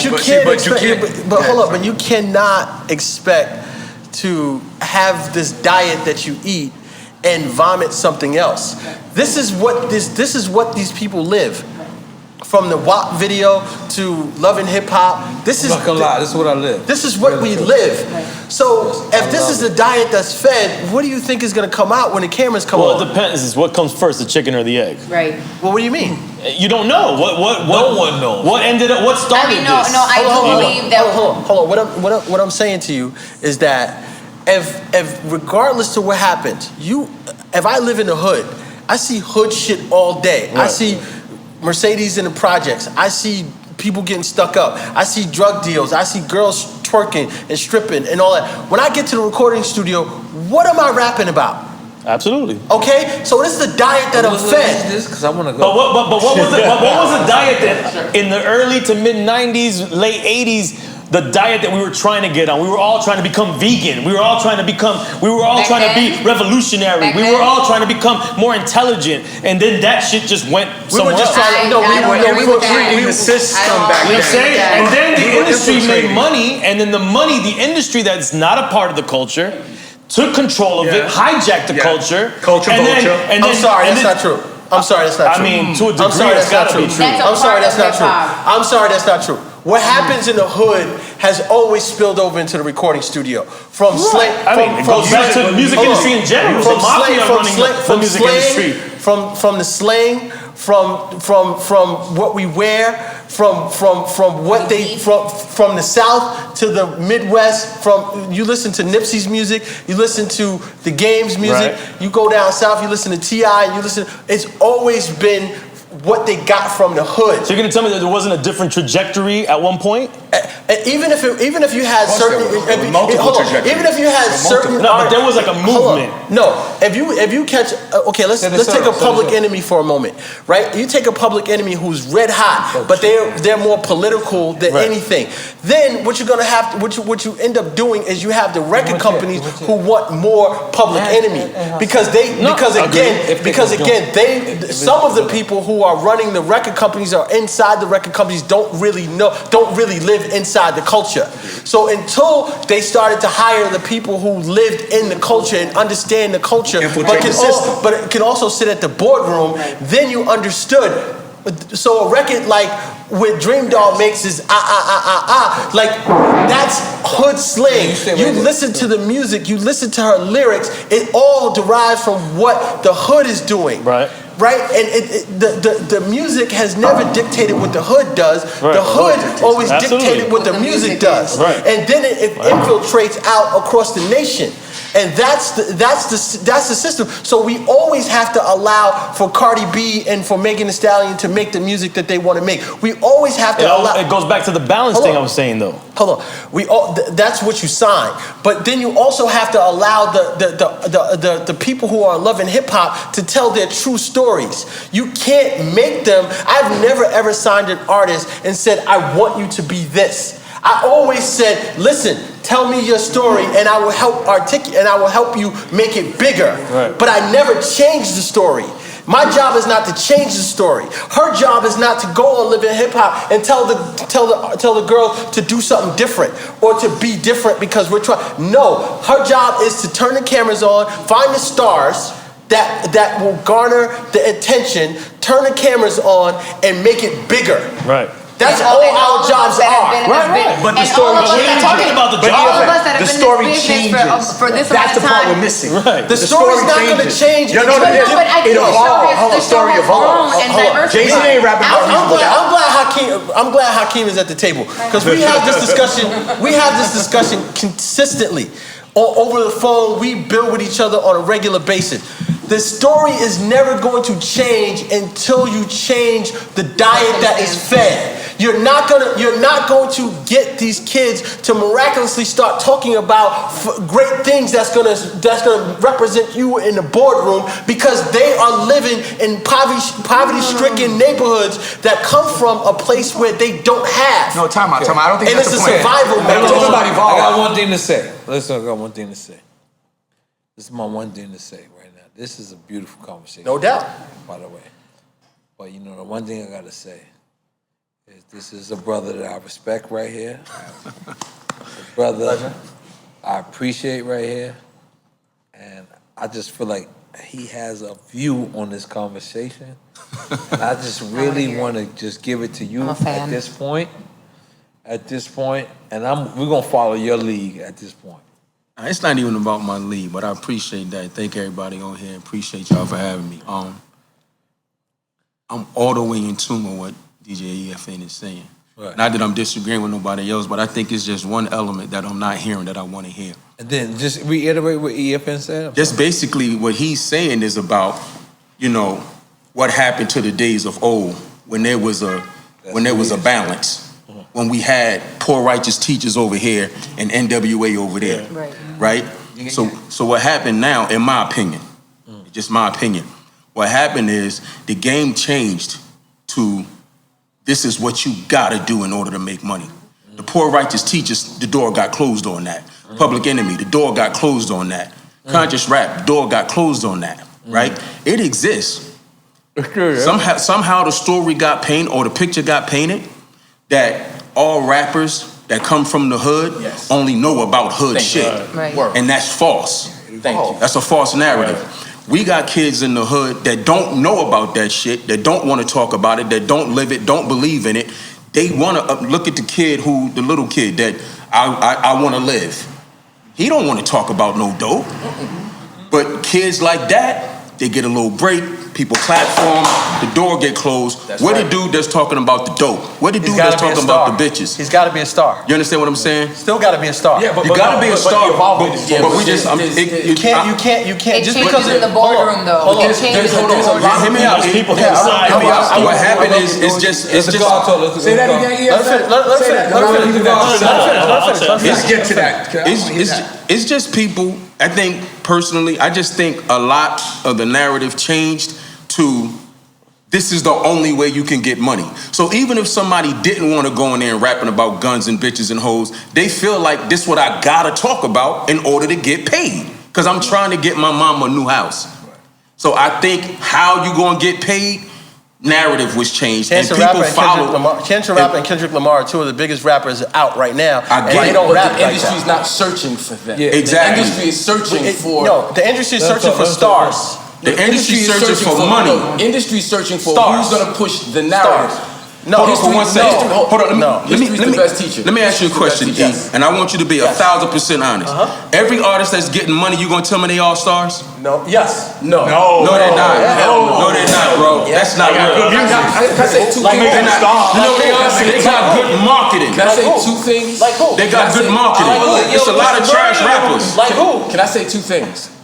One thing is there is a such thing called coon music. Like coon music is an actual genre of music that was created in the late 1800s, put out first by Columbia Records, which is where we get the ice cream truck jingle. There's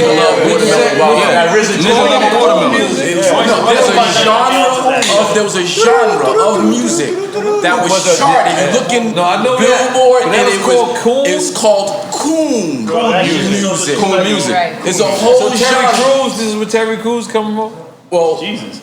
Carter G. Woodson, no, excuse me, not Carter G. No, Carter G. Woodson. Terry Crews out here. Carter G. Woodson. Terry Crews, you didn't see he made a whole coon. Yeah, he's coon. You didn't see the shit? Yeah, he's confused. Bugging. He's confused. This the OG though. Tell the OG, listen. He made an acronym to make coon cool. Cool. I've been seeing him like on so much. See that he made I didn't see that. I seen him getting chewed up on so many other different facets. He made an actual acronym. Like Cools or whatever. Yeah. And like he made something. Yeah, fuck Terry Crews. He made let's keep on. Carter G. Woodson in the book Miseducation of Negroes said that when you've effectively created a slave, you don't have to tell him to go to the back door. He'll go to the back door without you telling him to. And if there is no back door, he'll create one for himself. That's where we find ourselves in entertainment right now. Is that we've created the back door. If you want to get in the house, you got to go around the back door. And that means you have to devalue yourself. You have to, you have to shame yourself. You have to tear down your self-image so us as a people can get access to the house by these individuals that get allowed in. I just disagree with that, man. I just disagree with that. It's a survival mechanism. We so you just said it. It's a survival mechanism. We've sold drugs. The girls stripped the girls strip. We've robbed. We've done That's supposed to be everybody? But now you think you can only do that. No, that's not only. What I'm trying to explain to you is that if a dope MC comes to me, rapping conscious music, you're the exception. You're the exception, Because you have morals and integrity. You have morals and integrity and you stick to a code. There's no code anymore. There's no code. If you find, let's say we find Brooklyn Johnny, right? We find Brooklyn Johnny. If a dope MC, oh, I got you, that comes to Brooklyn Johnny, dope now. Now, is a difference in the narrative being different and dope, right? If that dope MC finds Brooklyn Johnny and Brooklyn Johnny goes, damn, this shit is different, he's gonna sign that artist as well. There's not a system that says in the music industry that if you're not rapping about degrading the urban culture or degrading women or being fucked up, we're not signing you. There's never been that narrative. I've told you this story. No, he's making a super great point. But there's never been that narrative. I'm gonna break this perception. Listen, hold on. One second. I want you to listen to what he just said. Yeah. Because a lot of people can't answer that directly. I will. Okay. So I took a meeting at Def Jam, 1997. Me and Tuffy is Channel Live, right? And we had this nice demo. It was after Capitol, after Madison, on the downside of Madison. We trying to find our place. We take a meeting with, I'm not gonna name the person, but we take a meeting with this person. Why not? We name persons here. Todd Moskowitz. All right, goddamn. Take a meeting. Todd is lit. He's lit over here. Todd Moskowitz. And I play him the demo. At Def Jam? Why? He's a lawyer. Why are you meeting with him? Okay. All right, forget it. Go ahead. Yeah. Because I left your office and you didn't listen to the demo. You ain't listen to the demo. We playing for Todd. Todd's like, yo, this shit is hot. I like this. But y'all not locking down the block. It's not street enough. And I understand that. Wait, let me finish. Okay, right. So that's like, okay, what does that mean? And then we take the same project. Well, not the same project, but we took Carl Thomas, who's on this project, to Bad Boy, and for some reason, it could get heard there. Okay, I'm gonna tell you why. But not I'm gonna tell you why. But not get heard there. I'm gonna tell you why. No disrespect to Todd Moskowitz, but Todd Moskowitz don't represent our culture. Whereas Diddy, the ultimate decision maker, does. So he can acknowledge this kid is a star. And I can make this with this music and this subject matter. Whereas Todd only believes that it has to be one way. And he's trying to duplicate what's already out there, whereas Diddy's trying to move the culture forward. And that's how come you have a whole thing of moving the culture forward. So if you come to me or anybody else go to any artist that understands our culture, that understands the culture, with a conscious rapper or a political rapper that's dope and is a star, that kid is gonna get signed and gonna get put. And if he has a hit record, right? Because at the end of the day, it's music business. But no. And that's I just sent you a text. Are we talking about hip hop culture or are we talking about the music business? Two different things. Because a lot of times we're talking about the music entertainment business, but we keep going the culture. Somebody that ain't talking about the culture. But Todd was a gatekeeper at that time. Hold on. No. And I'm mad at that. And so is Steve Rifkin. I'm not mad at that either. So is Steve Rifkin. No, I am mad. Because Todd was a gate. Like, what did Eric say? Why are you meeting with Todd Moskowitz? He was a lawyer. He was a lawyer. There were a lot of people that were in the game that were perpetrating their position was more important than it really was. And the real gatekeepers that were there, the Puffs, the visionaries, the Steve Rifkins, the Chris that wanted to push the culture forward, they didn't have, number one, the time, a lot of the time, because they went to a lot of things, but they also were allowing other people to be a gatekeeper to get to them. So you had to go through levels. You had to go through levels. And those levels were wrong. Right. Okay, and I understand that, but I think you just nailed it. I want the years of the talk. No. What's your opinion? I mean, once he like broke it all the way down, I see where he's coming from, but like he went exactly where we thought he was going. It's the music business. Right. And when you're doing business, no feelings are involved, no emotion are involved. Yes. Whereas this side of the room is more connected to the culture. James is connected to the culture. It's the morality of it. Yes. We go back to, okay, all the narratives we live by. All money ain't good money. What's understood don't need to be explained. So when you say nobody's in the office gonna say, we're not gonna sign you if you're not talking about this, they don't have to say it. They just gonna close the door in your face if you come with the wrong shit. But that's that's the rationale for why they didn't sign you. But in all reality, they didn't sign you. Not a signing. Not a signing. I'm not even talking about an individual signing per se. I'm talking about how the game has, like, we don't have what we once had. We don't have the broad spectrum. There used to be artist development. We don't have the broad spectrum. So you can hear raw talent and go, you know what? We don't have the broad spectrum of hip-hop anymore. I know, but we're in 2000. I know, but we're in 2020, and things are moving so fast. That hasn't existed in 20 years. Listen, it doesn't matter. What I'm trying to explain to you, the reason why it doesn't exist in 20 years since 2000 is because there's already an artist that's walking in through the door that's ready to go. So whereas you need 18 months and for me to shake the dice, and I don't know if I'm getting my return, but I know that he's ready to go, I'm going with what's ready to go. Ready to go. That's based business. On, ready to go based on. No, and we're not. That's We're not mad at that, but we keep hearing people who are talking about business, and you're not wrong. I'm not disagreeing with what you're saying, but when you cloak it into culture conversation, you confuse what you're actually talking about. You're not talking about the culture. I am talking about the culture. If you go to Def Jam, Arista, and you play hip hop culture in those buildings, you're gonna lose. They have a culture that is specifically corporate culture. Yeah, they sell you hip hop dressed merchandise, but the culture in the Def Jam building is not. I'll ask this question. And it's branding to say culture. I'm gonna call it culture. I'm gonna jump out. This is Drink Champs, right? I'm gonna jump out. We lost three very important things in the music game. You said one, artist development. Artist development. You said another one, integrity. Yep. And I'm gonna say a third, morals. Morality, of course. All right? Yeah. Because let's see how many followers you have. Let's see how many views you have. No, I don't need to see that. When I look in your eyes and feel your energy, I know you're gonna fucking go. And I'm gonna put myself behind you. All right? So we lost that in this game. You know what I'm saying? Because N.O.R.E didn't have X amount of million followers. N.O.R.E didn't have X amount of views. But you know what? N.O.R.E had raw fucking talent. But you gotta ask yourself why though? Because all the major companies are what? Publicly held companies. So they have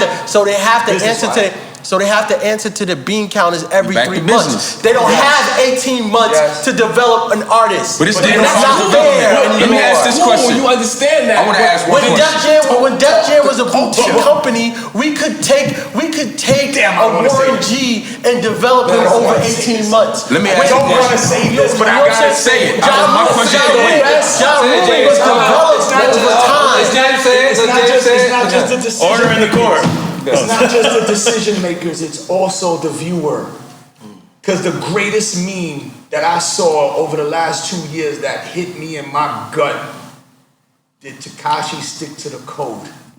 The 14-year-old white kid saying, what? No, to me. It's Michael Jordan. It said to me, what code do they need? Did Tekashi stick to the code? And these kids that are listening and consuming said, what code are they talking about? Because we have not instilled that code into our listener, into our viewer. We have not instilled that code into the next generation. And the one thing about survival, we had this conversation. And the question I just wanted to ask, if the dispute is about, the raw talent, right? And we talking about how it used to be versus what it is now. If we go to the charts, out of the top 20 rap songs, how many of them are not talking about shit that people consider negative? No, everybody is. Everybody is. That's a problem. No, but the problem is that the conscious rap is not where the kids are at right now. But why is that? Stop right there. Please, let me have this. Let me have this. I don't believe that, man. You can't say that. That's what's happening. Because that's what's happening. No. That's what's being programmed. That's what's being programmed. That's what's being programmed. It's no such thing as that's all the kids are doing. That's what the fuck they're being told. They're being told to do this. That's why this shit is programming. Radio programming, television programming, the algorithm programming, media. Why do you call TV programming? Hold on. That's why it's called radio programming. Why do everybody go from wearing jerseys to button-ups? Right. Because Jay-Z said it and Jay-Z told us. TV Exactly, the Jay-Z Who said is it. always the biggest artist? If I come to your block, I'm going to take a piss. okay. If I come to your block, right, and I have 10 artists, and 9 of them are the same, and one is different, hold on, but one is different, who stands out? I do 24 hours a piece every year, right? Most of the folks up there that good to perform got a dress day because it's negative, they cursing all through us, they got to dress it up. The one who shines is the one who comes out positive, straight, conscious. Right. And it sounds good. Labels aren't checking for her. No, Or him. labels. And I'm gonna tell you some more real shit. No, That labels look like are a label. certain Yo, thing. I guarantee you, if that artist has the same criteria that they're assigning the other artists on, which are the numbers, right? So if you find a positive rap artist or a conscious rap artist that has the numbers and has the following, that kid gets the same shot. My only point is that kid gets the same shot as the other one. Right, but the shock It's is what's no getting different. the numbers, the shock value, the violence, whatever the fuck. But really quick, really quick. Go ahead. I've said this before on Drink Champs before. And this is why I say it's our fault, not your fault, our fault, our generation's fault. Because when hip hop started making real money, we stopped being OGs. We stopped passing down the information. They don't give a fuck about how we feel. Who doesn't give a fuck? The younger. We stopped They don't give a- caring. I We consider stopped myself caring. OG. Do you? Right, I consider- absolutely. Okay. How many younger kids? I'm talking about 19, 18, 16-year-old kids running around the hood. Don't respect the work you put in. Keep it G. I'm gonna keep it 100,000 with you. That's why my platform pops like it does, because I got 19-year-olds. Okay. I got 20-year-olds. No. I got No, 13-year-olds. it's because of what I'm saying to you, bro. Even in the hood. I want you, but answer I'm in the question. hood. But you understand my question. My question is that the younger kids. But you're proving my point. Hold on. I'ma tell Younger you- kids today. But you're don't give proving a- my point. I know what- Just hear me out for a second. Just hear me out. The younger kids today don't give a fuck about the older. Because tell we you didn't why. pass the baton. Exactly. But Nick, I didn't grow up on Cool Herc or Grandmaster Flash. Right. I didn't know about them. Right. The guys that I was listening to told me, Man. this is the guy. These I'ma are tell the you why they pioneers. don't These are the respect. architects. And then they Say- were say the it again. guys. I'm gonna tell you why they don't respect the older niggas. Okay. Because the older niggas didn't keep up with the times. The older niggas that was in jail. Hold on. When hustling changed, when it went from cocaine to digital hustling. Yeah. Now you got a 45-year-old nigga coming home from jail. Right. And his 26-year-old young boy is driving Phantoms and shit. Right. So now 25-year-old, 46 years old, now this nigga don't got no money. He don't know how to hustle. He don't know how to go get to $1. So now this little nigga that's 20 years younger than him is big homie. What's up, big homie? Because he got money. Please, I think we're on the same page. But along the lines of what you're saying, though. Same shit. Now watch this. If other people had the same narrative that you had about raw talent, right? And recognize talent, they would be able to recognize these kids that's not built for some of the shit they talking about. That's right. That's why niggas is going to jail. That's why they carrying guns just because they said it in their lyrics. That's why they doing dope. But hear me out. But hear me out. Okay. They doing this shit because it's not in them. It's on them. Yeah. So what they doing is essentially they fronting. And they putting themselves in 100%. bad situations. Whereas if somebody would have said, if a motherfucker come around me talking that fly shit, I'm gonna see straight through him and tell him, fall back, young boy, you bugging. That ain't even you. And they gonna respect Nobody's that. doing they that. gonna respect that 1,000 more times. That's why the youngest fuck with me. The dream. That's why the youngest fuck with me, because I keep it a buck with them. But this is the exact reason why You gotta have a certain. Hold on, but you gotta have a certain. You gotta have a certain pedigree. saying that shit. Hold on, but you gotta have a certain pedigree to say fall back, young boy. Yes. Because if not, I got it. I know, but there's not so many of you. You got it too. Hold on, and I do That's it. But here's what I'm trying to explain to you. What I'm trying to explain to you is that when you try to give these young kids game today, and I know because my son runs with these young kids. There's a whole slew of young kids that I'm like, yo, this is what you need to do. And Don't sound like Akon right now. Right, but no, fuck no, hell no. But some of these young kids are sitting there going, yo, OG is hating on me. Right, OG don't understand. Right. OG want us to do it his way. We don't do it that way no more. He's right though. But that's because that's when you stop talking to him because you're talking at him. No, that's where it goes wrong. And it's a former school teacher, hold on, right? hold on, time out. I would like you can. I'm so sorry. No, that's all good. It's all good. But you're right, because sometimes when they come talking to him and talking about it, take it from there. No, I mean because that's a large part of the problem. Right. Older dudes don't know how to communicate. Right. So when you're talking to young dudes, and this goes to having young dudes under you, this goes to parenting, this goes to teach. Like, you have to talk to people. Kids are not fucking walls. You just talk to them how you want to. You have to communicate. You have to talk to them 100%. and not at them, because that's when all of that rebellion starts. That's when it turns into, man, you don't know what the fuck you talking about. Versus, listen, I know what you're doing. You know what I mean? What Hov said, one of the illest shits. I know where you're going. I see where you're going. I read your mind's navigational. I read your mind's navigational system. I see where you going. I did this shit. But it's a way to say it that it don't sound like when your mom said it. I've been there and I done that. That's not gonna get it. But when you have a conversation, I do this shit every day. On this Instagram Live, I've been on this shit every single day since May 2016. Every day. I'm about to miss my live because I'm here right now. But it's cool, I'll catch up later. What I'm saying is, that consistency, that dedication, that talking the same shit every day and talking to them in their language is why a woman can get on my live and say, I want you to meet my 11-year-old son. Because every time I'm on your live, he's listening and he wanted to meet you because he respect you. 11. Right. Because I talk to these people, man. Like when you get to talking that old shit and you broke, they not listening to that shit when you talking at them. You gotta talk to them. Sorry, Hakim. And you keep saying today these kids. I feel personally that it goes beyond this generation right now, and that there's a domino effect, right? And the dominoes goes back a little bit. Yes.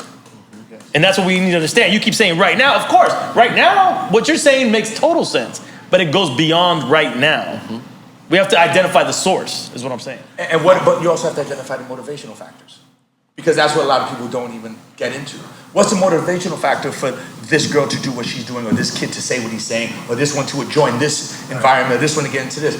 I got a 22-year-old nephew, my blood.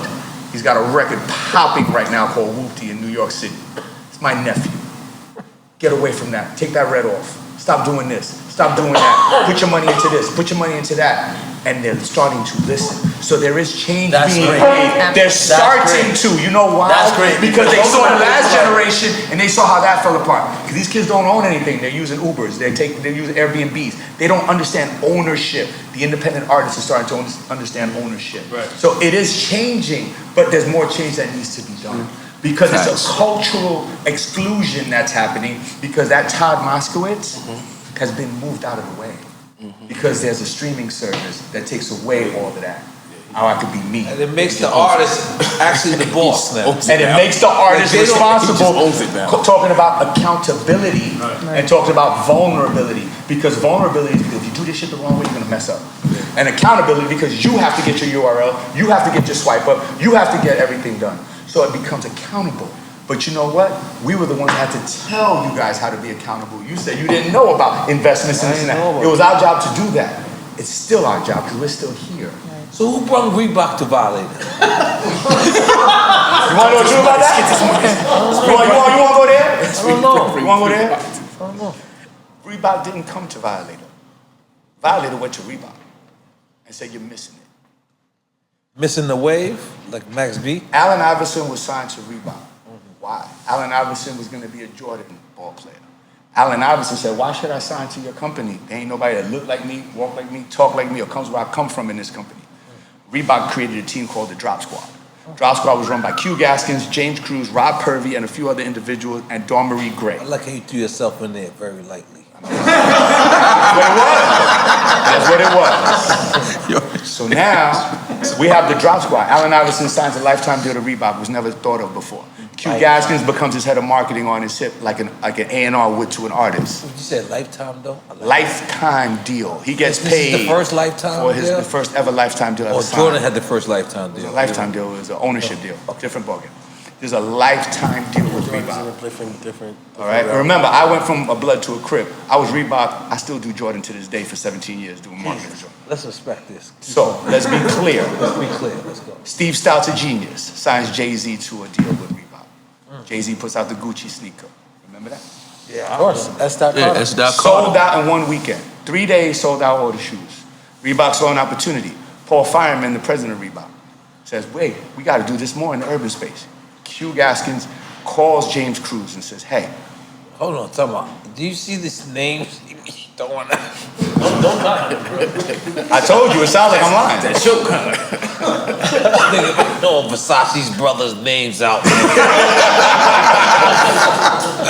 You like my life? 12 minutes. You like my life? I love your life. Just want to point it out there. So now, James Cruz is at Violator. Q Gaskins calls James Cruz. Hey, can you help me with this shoe? What shoe? As Doc Carter. I want to help you with this shoe called the G Unit. The G6. G6 didn't exist then. We go up to Reebok. Did you make that up yourself? Nope, I didn't make it up. The G6 was a copy of a shoe we already did. What people don't know, Allen Iverson's first shoe was already for sale. Nobody bought it until we slid his foot in it. Then it went crazy. So it wasn't about design, it was about endorsement. It was about association. It was about putting the hottest ball player with braids in his hair in front of that. So now we go up there, Lighty's locked up, go to Boston. Okay, you keep saying Lighty's locked up. I don't know why he's getting jailed for. You know, they were just tired tickets, speeding, dumb stuff. You know what I'm saying? So he got locked up like that because of Ireland. You want the truth? Yes. Eric knows this to be true, and we could do the research. Right. Somebody went through TSA with something in their bag that shouldn't have been in their bag by mistake. Are you looking at me like this? Because you know the story. Damn, N.O.R.E, You know the story. I know the story. You know the story. Remind me of the story. Chris had a registered weapon in his backpack and walked through TSA with it. And then who? And then had to go answer for it. It was legal. It wasn't illegal. Who? Want the truth. I want the truth. got it. I'm not. I don't know who. What artist was he with? Chris went through TSA Oh, by himself. by himself. All right. I don't believe you. But it's You don't okay. believe me? No, I feel like it's something else missing. Did you hear that? You want to dial a number and confirm it? No, You want to dial a number and confirm it? It was a mistake. It was a mistake. He grabbed the wrong bag out the car. What's that? Did the same thing. It sounds like Jewel Santana. Blue Williams I don't feel like Blue Chris Williams did the same thing. Lighty would make He that actually- his same girl actually mistake cracked as it by Jewel mistake. Santana. Because Jewel Santana's in jail right now. No, he No, he's out. got out. He's out. He's out. He's out. Relax, I was going to finish my story. He was Said right in now. jail right now for that same crime, and now he's just been released.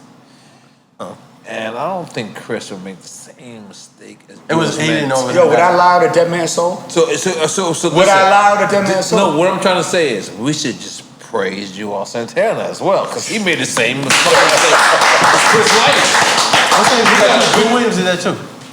Bo Williams? Blue Williams. You know the manager? Oh Blue yeah, Williams? from Outkast? Yeah, from Outkast. Yeah. He did Heard the this same. story. I did not hear this. I think, and I don't know the 100% they facts, really but I got think his caught with a girl hammer. put his gun in a bag, and when he went to pack me the bag, honest. he didn't know. All right, so let's just see. Come on. Let me just be clear.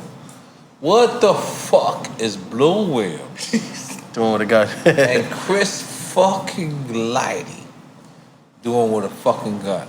Everybody has guns. Did you hear somebody just grabbed the wrong bag out the car? I think I said that. So the wrong bag was grabbed out I the car. don't believe you, being honest. Word is bond. Chris Lighty Word grabbed is the bond. wrong bag. That's why so many hip hop Word artists is fly bond. private, wasting their money. So we get up to Reebok. We have the conversation. We do the deal, the G6. Like Chris said, G6. take the table. Uh-huh. We want all the marketing. We want the commercials. We want the videos. Secret to the success of the G Unit sneaker, Yes. we had $1 million. They said $1 million to try you out. We did the sneaker. We called Jesse Torero. We wrote the treatment. Treatment was Eye of the Tiger. 50 Cent was Mr. T working on a dirty ass gym. At the end of the thing, the kids run up the stairs. He has the vitamin water thing. He's sitting in the mirror like this. G6. Boom. There's only 675,000 left after it's all said and done. That's all we have to advertise on television. Where do you advertise? You take the #1 urban TV show, and we own the BET Awards. Every other commercial was the G6. And we sold 126,000 pairs of sneakers in 1 week. Pop another bottle. And we sold 3.4 million. I don't trust you no more at this point. I'm just gonna pop my own bottle. I just But the relevance of them trusting us, a publicly traded company that didn't understand anything about hip hop culture, needed us, like Eric says, and we delivered. That's the difference. A lot of people take the money and don't deliver. No doubt. So you don't get a second chance. No doubt. We delivered, and we delivered multiplied. That's And the what G6 we and actually the G6 over delivers over this. We multiplied the delivery. And believe it or the not, ups. most of the consumers who was buying the G6, when they see other flavors, they didn't determine that wasn't 50 Cent shit. So they was just buying. They were into vitamin water at that point. But wait, 50 Fish bought vitamin water. yeah. But what did we do? We took the G6 and we went on tour called the Rock the Mic tour with Jay-Z. What did Reebok own? The NFL and the NBA. So in every market we wore the jersey and we changed the sneaker. Yeah, they owned the licensing. I think we gotta talk about. I think we gotta talk about Busta Rhymes past the Cavassier. Oh no, we're talking about Mountain Dew before you get to Pastor Cavassier. And Mountain Dew giving I'm just here to listen. Mountain Dew giving Busta Guys, Rhymes a continue. bunch of money to do a commercial and he's screaming, park an 18-wheeler truck in front of the Nico Hotel during a convention, blasting his music and putting the commercial out. And on top of that, delivering Mountain Dew refrigerators and sodas to all the program directors across the country. Sounds like something we know called vitamin water, huh? Yeah.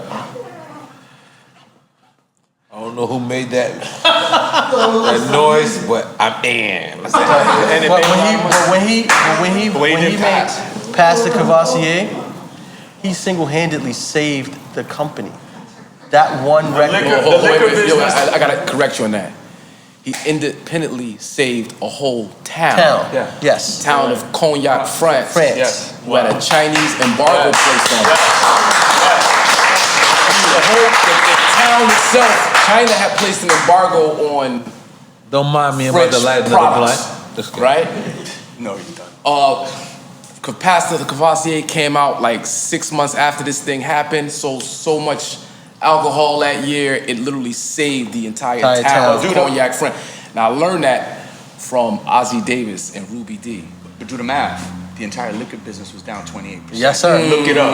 Cavassier was up 12%. Yes, sir. So it was the actually, entire liquor I thought it was like business- 26%. No, it was up 12%, and then we peaked out at like 23, 25, something like that. But it was up 12%. So the business was down 28%. I'm not gonna lie. Cavassier was up 12%. You know who you. Sometimes I'm being honest with you. I just have to be honest. Like you remind me of like a young El Chapo right now. The way you. Racist. No, it's not racist. It's not racist. You know what I'm saying? Your numbers get. I'm sorry.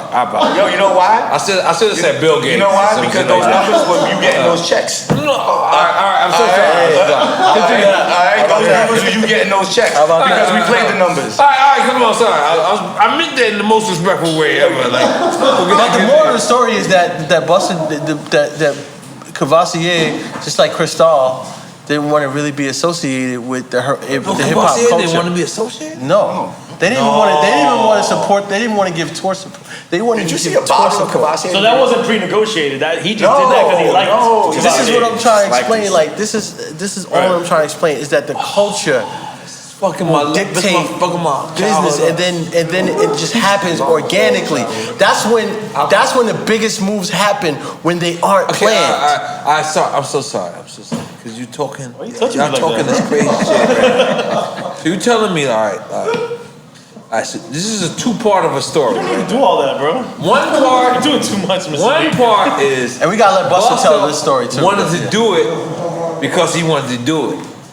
Busta did the record. No, he made the record. He made the record. It had nothing to do with. He liked Cavassier. No, he liked Cavassier. that's what I'm trying to say. So at some point, somebody told him, "Yo, y'all, they ain't a part of us." So you saying at one point Busta wanted to do it? No, they made the record. He made the record. The record came out. The record. First off, the album version of the record isn't the single that Pharrell and Diddy. Listen, the album version of the version is all Busta. Yes. All Busta, Yes. right? I heard. The single is Pharrell, Busta, and Diddy, right? The one that saved the town, the one that 12% Cavassier was up. Yes, but the problem is that just like Cristal, they didn't want to be associated with hip hop culture. I was trying to avoid the story. That's why I reiterated it last time. But he's going there. Let's go there. Let's go. Continue. They didn't want to be involved with hip hop. They didn't even want to give. They didn't even want to give tour support. No tour support at all. fuck giving him the rightful $100 million, which would have been a fraction of what they made, just to secure the rest of his life. Because for one record, Busta deserved $100 million to $200 million minimum, just for the impact of what that record did. Made me want to drink Courvoisier. But you know what? And then what came after that? Who had the next deal? Who was the first person that had a deal with Patron? Paul Mitchell came to us and handed Missy Elliott at the MTV Awards a gallon Patron. She was supposed to be the next face, but then her numbers, because her fan base was skewed too young, couldn't do the deal. So all of these Ciroc deals that Diddy and everybody has, they should salute Busta. I'm keeping it G with you. Salute Busta. They should salute Busta. But even then, but wait a minute, time out. Let's go before that. We got to salute St. Ides. As much as I don't like to, from a marketing perspective. Wu-Tang? No. What's that? Ice Cube? Ice Cube and Snoop. Yeah. They came before Wu-Tang? Came before that, The first ever sneaker deal in all of hip hop. Adidas. They didn't do a deal with. They just had a. The first ever corporate deal structure. Again, it was fair. Method Man, Reebok Classics. But what happened with your sneaker deal with G-Unit? Did you hook that up too? It was really, honestly, it was a team of people that really put that whole thing together, and Paul Fireman saw the opportunity, but Paul Fireman took the opportunity and then sold Reebok to Adidas. So Reebok is owned by Adidas? Reebok is owned by Adidas purely because of Kanye. I'm so not rich. I thought I was purely because of Kanye. The play was you had Jay over here, you had 50 over here, and then you had this Allen Iverson lifetime deal. And I remember Allen Iverson was the bad boy NBA. 50 was a bad boy hip hop, and Jay-Z is Jay. And they had the whole culture within this whole Reebok thing, and he sold it for $786 million. I need to get my life together, bro. I don't even know why I'm still hanging out. But I gotta get my life together. the fact of the matter is that corporate America was able to deal with us because you had people bridging the gap and explaining to them that we could deal in a professional level. That's why I always look up to Steve Stout, because of what he's doing from Madison Avenue to hip hop and bridging the gap and Steve is one of the greatest ever did. His translation company is phenomenal. What he's did with Hewlett Packard and even the Chris Paul commercials with State Farm. If Chris was still here, I'm so sorry. Chris was still here? I apologize. Because I didn't I had Steve Stout on the show. I had Steve Stout on the show, and I asked him, I said, if Chris was still here, and then he kind of gave Chris a little shade, and we could go to the footage. Yeah, but there's a lot of history in that relationship. You can't. It's a friendly competition. There's a lot of history in that relationship. No, there's not. There's a lot of history in that relationship. But I want to say from people that knew Chris, because I disagree with him, but he was on my show, so I let him say what he had to say. Because I've never seen nobody make me money like Chris Lighty. No one has ever made me money like Chris Lighty. That's me. I can't quote for you. Nobody. But I'm saying it. Yeah. Hey, Chris Lighty had the biggest impact. Chris Lighty and Foxy Brown had the biggest impact in my life. 100%. If Chris was still here, on everything that I believe in my heart, Chris could have been the president of Apple Music. Chris could have been the president of Def Jam. Chris could have been the president of Google. Yeah. That's how great Chris Lighty was. Yeah. Because he had a vision. Yeah. But he not only a vision, that man had the drive. Yeah. That poker face. And he knew how to get the check. There's a couple of executives in the music business that know how to get the check. Stout, Lighty, Jay Brown, shout out to Jay Brown from Rock Nation. They know how to get the check. Chris was one of those guys that knew how to get the check. So Chris is like so many different. Chris is like James, right? Chris is like Diddy. Chris is like Jay. No. I'm like Chris. Okay. I'm like Chris. I'm just comparing you. Okay. Thank you for that. What I'm saying to you is that when you get to a certain level, you're gonna be in this game for as long as you want. You're gonna determine your exit. If Chris was here right now and he was sitting on this, if Chris was sitting here, you will determine your exit. You determine when you want to stop, because you know so much about the business, and there's always a sea of new talent, and there's always a sea of new business. And once you understand how to get to the money, back the Brinks truck up, not the bag, but back the Brinks truck up, which Chris Lighty did. So it's no doubt that he would still be here and survive and be survive. Yeah. Like, you know what I'm saying? Think about that. But you know what? If Chris was still here, a lot of these it's like asking if Big and Pop. Because it's a but day. it's like no wait, it's Hold like on, if let me asking ask if Big you, and Pop was still here. It's a day that you hit me. It's like, yo, I want to do a Chris tribute, and I was like, yo, James, you know, we can't do it on Drink Champs because I would like everyone to be here. But you still, you know, you was passionate. So you hit Fat Joe. Joe, you guys did it like the Instagram thing. An Instagram thing. And everybody called me the next day. It's like, yo, N.O.R.E, Chris deserved better. Yes. Boom, boom, boom, Yes, he boom. did. And Call me. Call everybody. Call me to And there was only 3 people that stood up. You know who stood up? Eric Nix, Tiffany Lighty, Fat Joe. yeah. Everybody else kind of was like, I don't know. You know what? So fine. But you know, I spent that day on the phone with Tiffany Lighty because I'm gonna sound like a real asshole, but fuck it. Chris Lighty not only changed my life. Chris Lighty not only taught me everything I know. Chris Lighty also changed my soul. Because at one time I loved him so much, at another time I hated him so much that I didn't know why. And when you dive into that soul and find out why you're dealing with it, you start dealing with self. Yeah. So Chris Lighty taught me about myself. Chris Lighty taught me not about just how to make money, how to do the deal, the art of the deal. Chris Lighty taught me how to look in the mirror and accept me for who I am. Chris went with me to buy my first crib. Like, this is a guy I work for, and he was like, yo, hold on, before you go buy this crib, I gotta hold your hand through this process. Like, this is who he was. Like, you know what I'm saying? Like, he made all of us straight. Mona Scott, I don't know where she lives at now, but Mona Scott, when Chris left his crib, she lived in his crib. And West Orange. Yeah, in West Orange. You know what I'm saying? Like these on the block. Yeah, like this is who this guy was. Like, this guy was responsible for so many different people. And that was across the street. You know, But no, to your point, I don't want to leave it alone. Please don't leave it alone. I don't want to leave it alone because Chris never got his roses when he was here. That's why I'm here. And I'm going to keep that alive. And you know what? But not only that, I'm gonna give you your roses. I'm gonna give you Eric's roses. My guy. I'm gonna give Shabazz's roses. I'm gonna give Marty's your roses. I'm gonna give Hakim his No roses. doubt. Because you know why? The thing about it is, I love to give somebody else their roses. You feel me? But N.O.R.E. It doesn't take anything. now. It doesn't take anything away from me because you know why? If I look at all of you 5 people right here, this is what makes hip hop. No doubt. It's everybody's different. No doubt. Everybody don't gotta relate to everybody. Everyone got the same story. But you know what? We all love the motherfuckers who make this shit happen. Right. Yeah. And that's all. That's it. Yeah. That's it. But you know what, N.O.R.E., we gotta Please. honor Chris. No, let's honor Chris. No, not just here.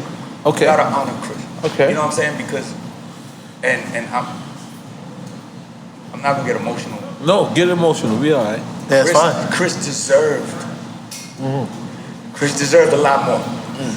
Yeah. And He deserved to me. you know, we can all perceive, think up scenarios. We should have been there for Chris. Because at that moment when he left us, he needed us more than ever. All right. So hold on, James. I didn't want to go there. I just didn't know, man. Hold on. Time out. I didn't know you were struggling. I didn't want to go. You went there. I didn't want to go there, but I don't think Chris killed himself. No, he didn't. No, he didn't. I don't think Chris killed himself. Wow. Eric It don't make sense. No. Does not. It doesn't make sense. We walked around with bulletproof vests and hammers for 3 years. I ain't no street cat. Yeah. Or a lot of them. But we were different. And you know what? Mistakes happen. And I'm not gonna blame anybody. This is heavy. I'm not gonna blame anybody, but my brother wasn't good with guns. And sometimes when you argue and you don't know, when you argue with somebody that you think loves you and they really don't, when you argue to fight for what's right, when you argue to do what's right, when you argue to survive, you're in a bad frame of mind because you're making moves based on desperation and not based on strategic thought process. And if Chris, for whatever reason, raised that gun, and there was one in the chamber, and he didn't know, or whether that was something that happened that somebody else did it, at the end of the day, Chris should have never been alone. He should have never been alone. I don't give a fuck. My brother. Yeah, I'm gonna keep it real with you. My brother left us. I wasn't without invited to the support. wedding because I didn't think that he should have married her. I did when Chris married that day, I had an old school, I went to Scores. I had an old school Italian dude that the day I got married gave me a poker chip. He said, marrying somebody is like betting on a horse. Make sure you bet on the right horse and hand me that poker chip. Can you imagine me at night? Can you imagine me not at Chris Lighty's wedding? Just think about that. I was there. Yeah, we were there. We all sat there. We were shooting a violated compilation video, and not too far from it. It was like an hour up 95, right? I forget the name of the song it was, right? And Chris told me that he was gonna marry her, and I looked at Chris and I said, "Yo, dog, I don't think that's a good move." I told him, me and Chris had a relationship where I could tell him how I felt. And I said, yo, bro, I'm telling you, I understand how you feel. You're having fun. You're enjoying yourself. A lot of fun. She's a beautiful woman. It's not a good move. Why'd you say it's not a good move? Because she's just not, I think She that. didn't feel right to you? No, man, I don't think that. I don't think that. Just say it. Nah. That bitch was evil, man. Okay. That bitch was evil. I'm gonna say it, N.O.R.E. That woman was evil, man. Come on, N.O.R.E. Stop. Let's stop beating around the bush. We gonna have a real conversation. Okay, let's tell a story. Let's tell a story, right, Chris? Let's tell a story. So we down in Atlanta with Jermaine Dupri. And we're making a record with Jermaine Dupri for the Violated compilation album. Jermaine Dupri's producing a record. That night we go to the Gold Club in Atlanta, right? And she was on the trip with us in Atlanta. So we go to the Gold Club. Chris peels off for a few minutes, comes back. She starts beefing with Chris, right? And then she goes and she grabs one of the stripper girls' hair and starts fighting one of the stripper girls, right? Security grabs her, Chris grabs security, I grab security, we all tumbling down the stairs in the fucking Gold Club. We up in the VIP area now. It's CeeLo Green, Jermaine Dupri, it was a lot of people. There's so many different artists there, right? Busta came, but Busta left. It's crazy. Homegirl is always been the problem. And I'm like, yo, Chris, have fun with her. Just don't make it permanent. Don't build a life with her. That was my opinion. I said it on Cactus Jack. Yeah. Not Cactus Jack. I'm Yeah. sorry. Combat Jack. I said it on the Combat Jack show, and I'm saying it now. I just didn't think that he should marry her. He did. I think that I was right about it. I didn't get invited to the wedding because it was very obvious about how I felt, and I couldn't sit there and celebrate my man knowing that he was making a mistake. And he made the mistake, and I ultimately believe that whoever pulled that trigger, whether it was Chris or whether it was somebody else, she's the culprit.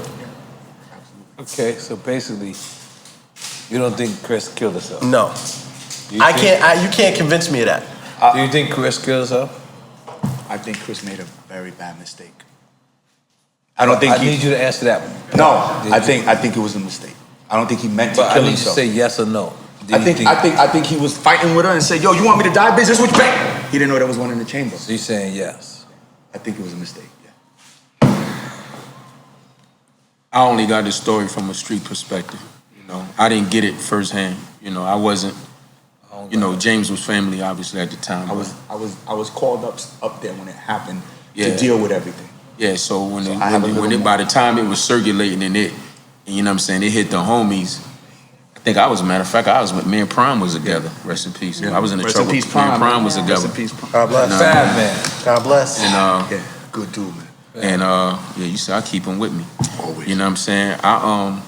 Me and Prime was together when we was he was like, Prime was actually mad. Prime was like, man, I don't believe you, man. I ain't feeling that. Like, we don't do that. You know what I'm saying? So like that's what the initial sentiment was. Like, that's just not what we do. We don't take ourselves out. But you know, but those stories, then it turned into, was it really him and what really happened? So I backed up off of it because I'm too close to too many people that's close to him. The story was they found him in the river, and that it was somebody that you mentioned earlier. But That hold was on. the first street story. But hold on, Marty, what did you think? I wasn't Yeah. really around. Oh, right. I was only around, when that happened. I was on a plane with Missy heading to Miami to do a Timberland show. The fuck, then you know everything. The fuck, what you mean? No, and I You just just said you didn't know what happened. Missy is No, the I fucking violator. I remember when, Mona got the call. Jeez. And I was on the plane with Missy, and Mona was supposed to come meet us because we were doing, Tim was releasing his liquor, and they were doing a show at the Fountain Blue. And, Jesus. Mona was destroyed. Missy, all of us. I didn't work closely to Chris, but I told you we wanted to do Violator of the South at Slip and Slide because of the impact the culture had, his company had, just the type of person that he was, man. He just always accepted responsibility for everybody, for his personal family, for his brothers, for his sisters, for his mother, for his father, for the staff that work with him, from me and James and Mona and Akina and Yvette to N.O.R.E. and everybody, Gail, everybody that worked. Like he always just assumed responsibility for everybody.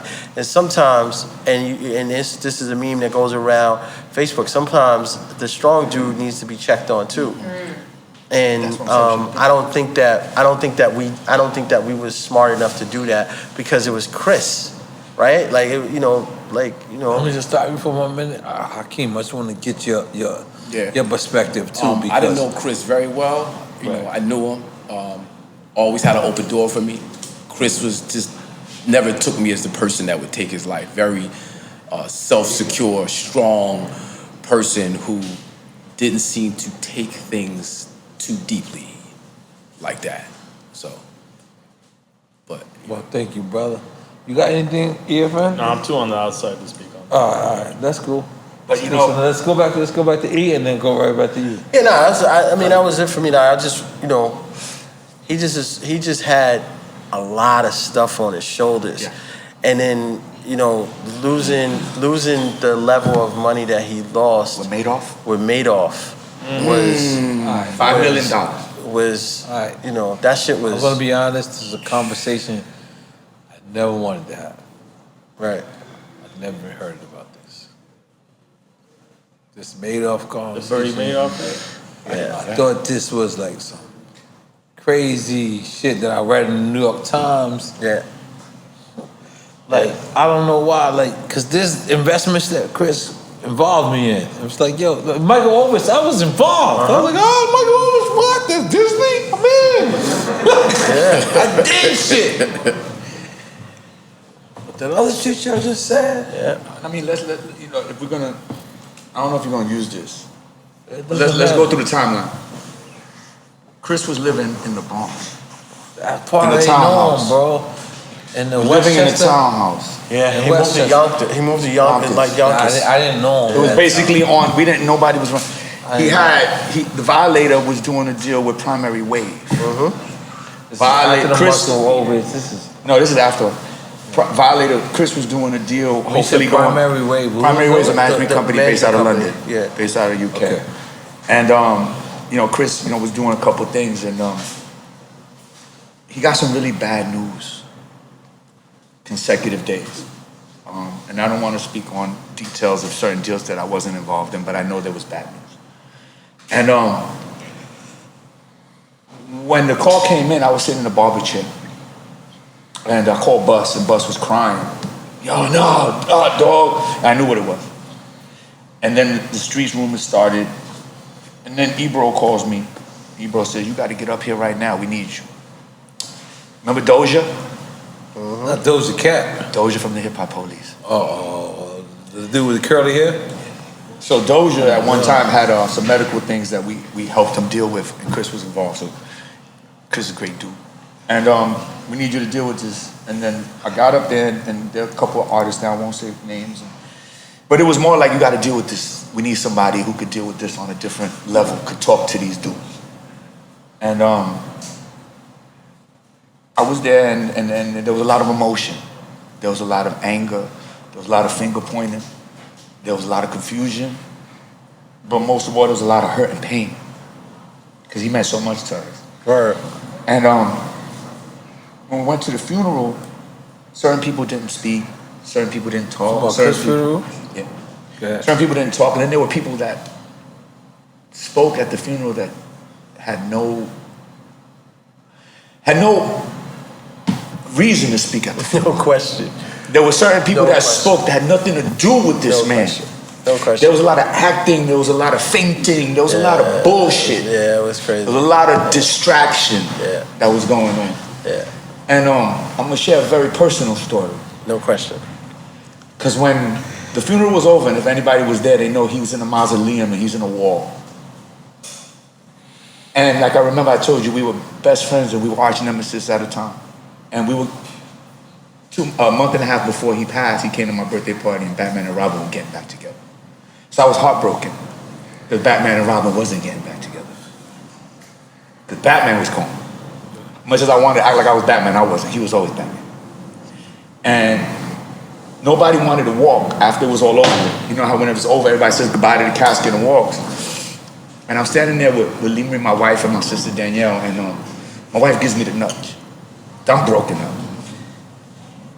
I said, no, I'm not doing it. She says, you need to do it. So I'm the first one that walks over to the casket. And I'll never forget this till the day I pass. He had a Pittsburgh Steelers sign on his casket because he was the biggest Lynn Swann fan on the face of the earth. No doubt. And there was a Pittsburgh Steelers sign sitting there. And I said, yo, B, it's all over with. I love you, man. I'm gonna miss you. And I turned and his son was there. And I said to his son, your father's a great man. We're gonna miss him. Don't ever forget your father's a great man. And I looked in that person's eyes and I saw evil. I saw evil in that woman's eyes, so I knew. And my wife grabbed me because she knew I was about to say the wrong thing at that moment. I couldn't hold it in. So my evil in the woman's eyes? I saw evil in the woman's eyes. And Lee Marie grabbed me and said, let's go. Right, we walked downstairs. And if anybody goes to visit Chris, like I do go visit him. He talks to me. I walked down the stairs and my wife and my sister made a right and I made a left. And when I made a left, Chris's spirit came to me and smacked the shit out of me like he always did. He had a black suit on and he had a tie, skinny ass tie. He said, it's your turn. It's your turn, and a black shirt. A white shirt with a black skinny tie. Okay, all right. He said, it's your turn. It's your turn, B. Yo, B, don't fuck this up like I did. Don't fuck this up like I did. Oof. You the last one left, B. Oof. And when he said that, I looked. He was crying. Chris Lighty never cried. Chris Lighty had the best poker face you'll ever see in business and in personal. And his spirit left. And I turned and I walked back to my wife. And I'm a little shaken up. And my sister says, who were you talking to? And my wife says, yeah, who was the guy in the black suit? I said, that was Chris.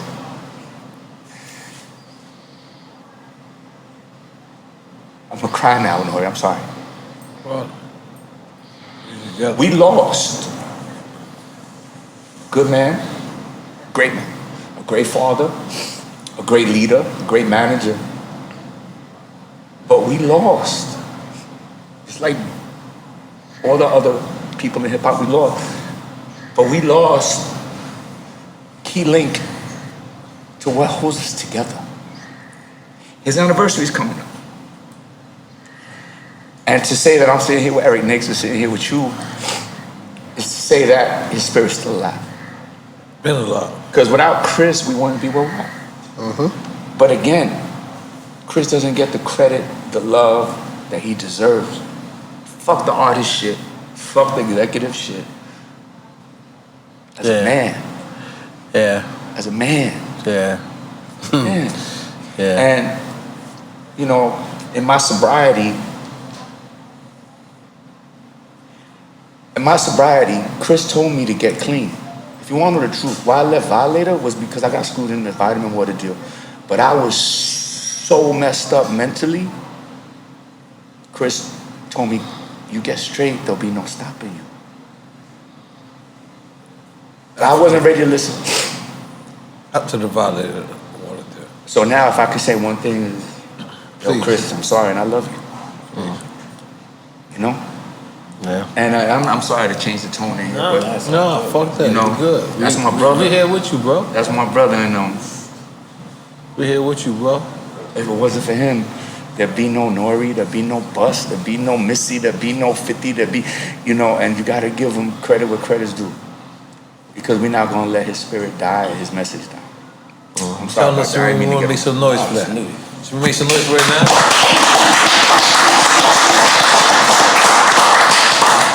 James, we really appreciate it because, you know, that's not what Drink Champs is about. Just being real, man. That's just all it is. You know what I'm saying? Hakim, I feel like you had to say something. No. I feel blessed to be a part of this. Thank you for having me, Eric, for inviting me. No doubt. I'm right here, James. I've known for forever and a day. Just met the Queen for the first time today. You don't know Marty? Nah. Listen, man, you get your life right if you want to be on Love and Hip Hop. I think it's enough. There's more happening. But we'll talk about it another time. I think it's important for us to give each other our roses, and I want to keep that spirit alive that N.O.R.E talked about. It's important for us to celebrate each other, acknowledge each other. That's what Drink Champs is about. Absolutely what it's we give you your about. roses And I'm now. honored to sit in this table with my brothers, even if I'm a generation younger, and learning from you guys and absorbing you guys. No, because I love it, and absorbing you guys and learning and being honored to hear these stories and work with the people that I at one point looked up to. So, and when N.O.R.E gave me that call, it was appreciated, brother. You know what? Because you know why? I'm be honest. I really do love hip hop. And the thing is, I might be that one only punch that loves love and hip hop from this perspective that they don't see. Like I love that ratchet shit and Papoose shit. Like I love that. You don't understand. Like Black Love, I've been trying. I ain't gonna lie to you. I've been trying. The fact that I didn't create that shit. Like I'm gonna be honest. Like I don't think Joe Buttons plays himself. I don't think Tahiri plays himself. No. I think it's a lot of people that just do who they are, and to me that is kind of dope because it's like, listen, your version of hip hop is whatever. It's whatever. So if there's a version for you to look at that, but then there's the other version that look and I say, why not? Just don't throw an orange at me, man. It was an apple. It was an apple in Marriage Boot Camp. But I think just to change, go to something else. I'm so sorry. All of us have the next 10, 20, 30 years left in this business. No so doubt. what we do, how we impact people, how we carry the next person forward, how we continue diversifying, changing the spectrum, being in those boardrooms, understanding equity, understanding business, and being partners, because that's what these past 12 years of being in the business has taught me, because I didn't go to school for this shit. Because that's what James was talking about earlier. Absolutely. James was like, yo, you know, sometimes I'm embarrassed when I come in the room, and you was absolutely right. Nothing of what you said was wrong. I didn't do what? No. That's my truth. Hold it. So when you said, yo, when I go in these rooms and they ask about that, you're right. Like sometimes it's not the thing to talk about. Like when N.O.R.E and Young Berg is throwing hot dogs at each other, we don't really want to talk about that in the Puma meeting. Like that's not. Oh, he did. Yeah, I don't know, David. We don't want that. We don't want that. Because the reggaeton artists didn't mess with N.O.R.E because it's in Prieto. That's why. Make some noise.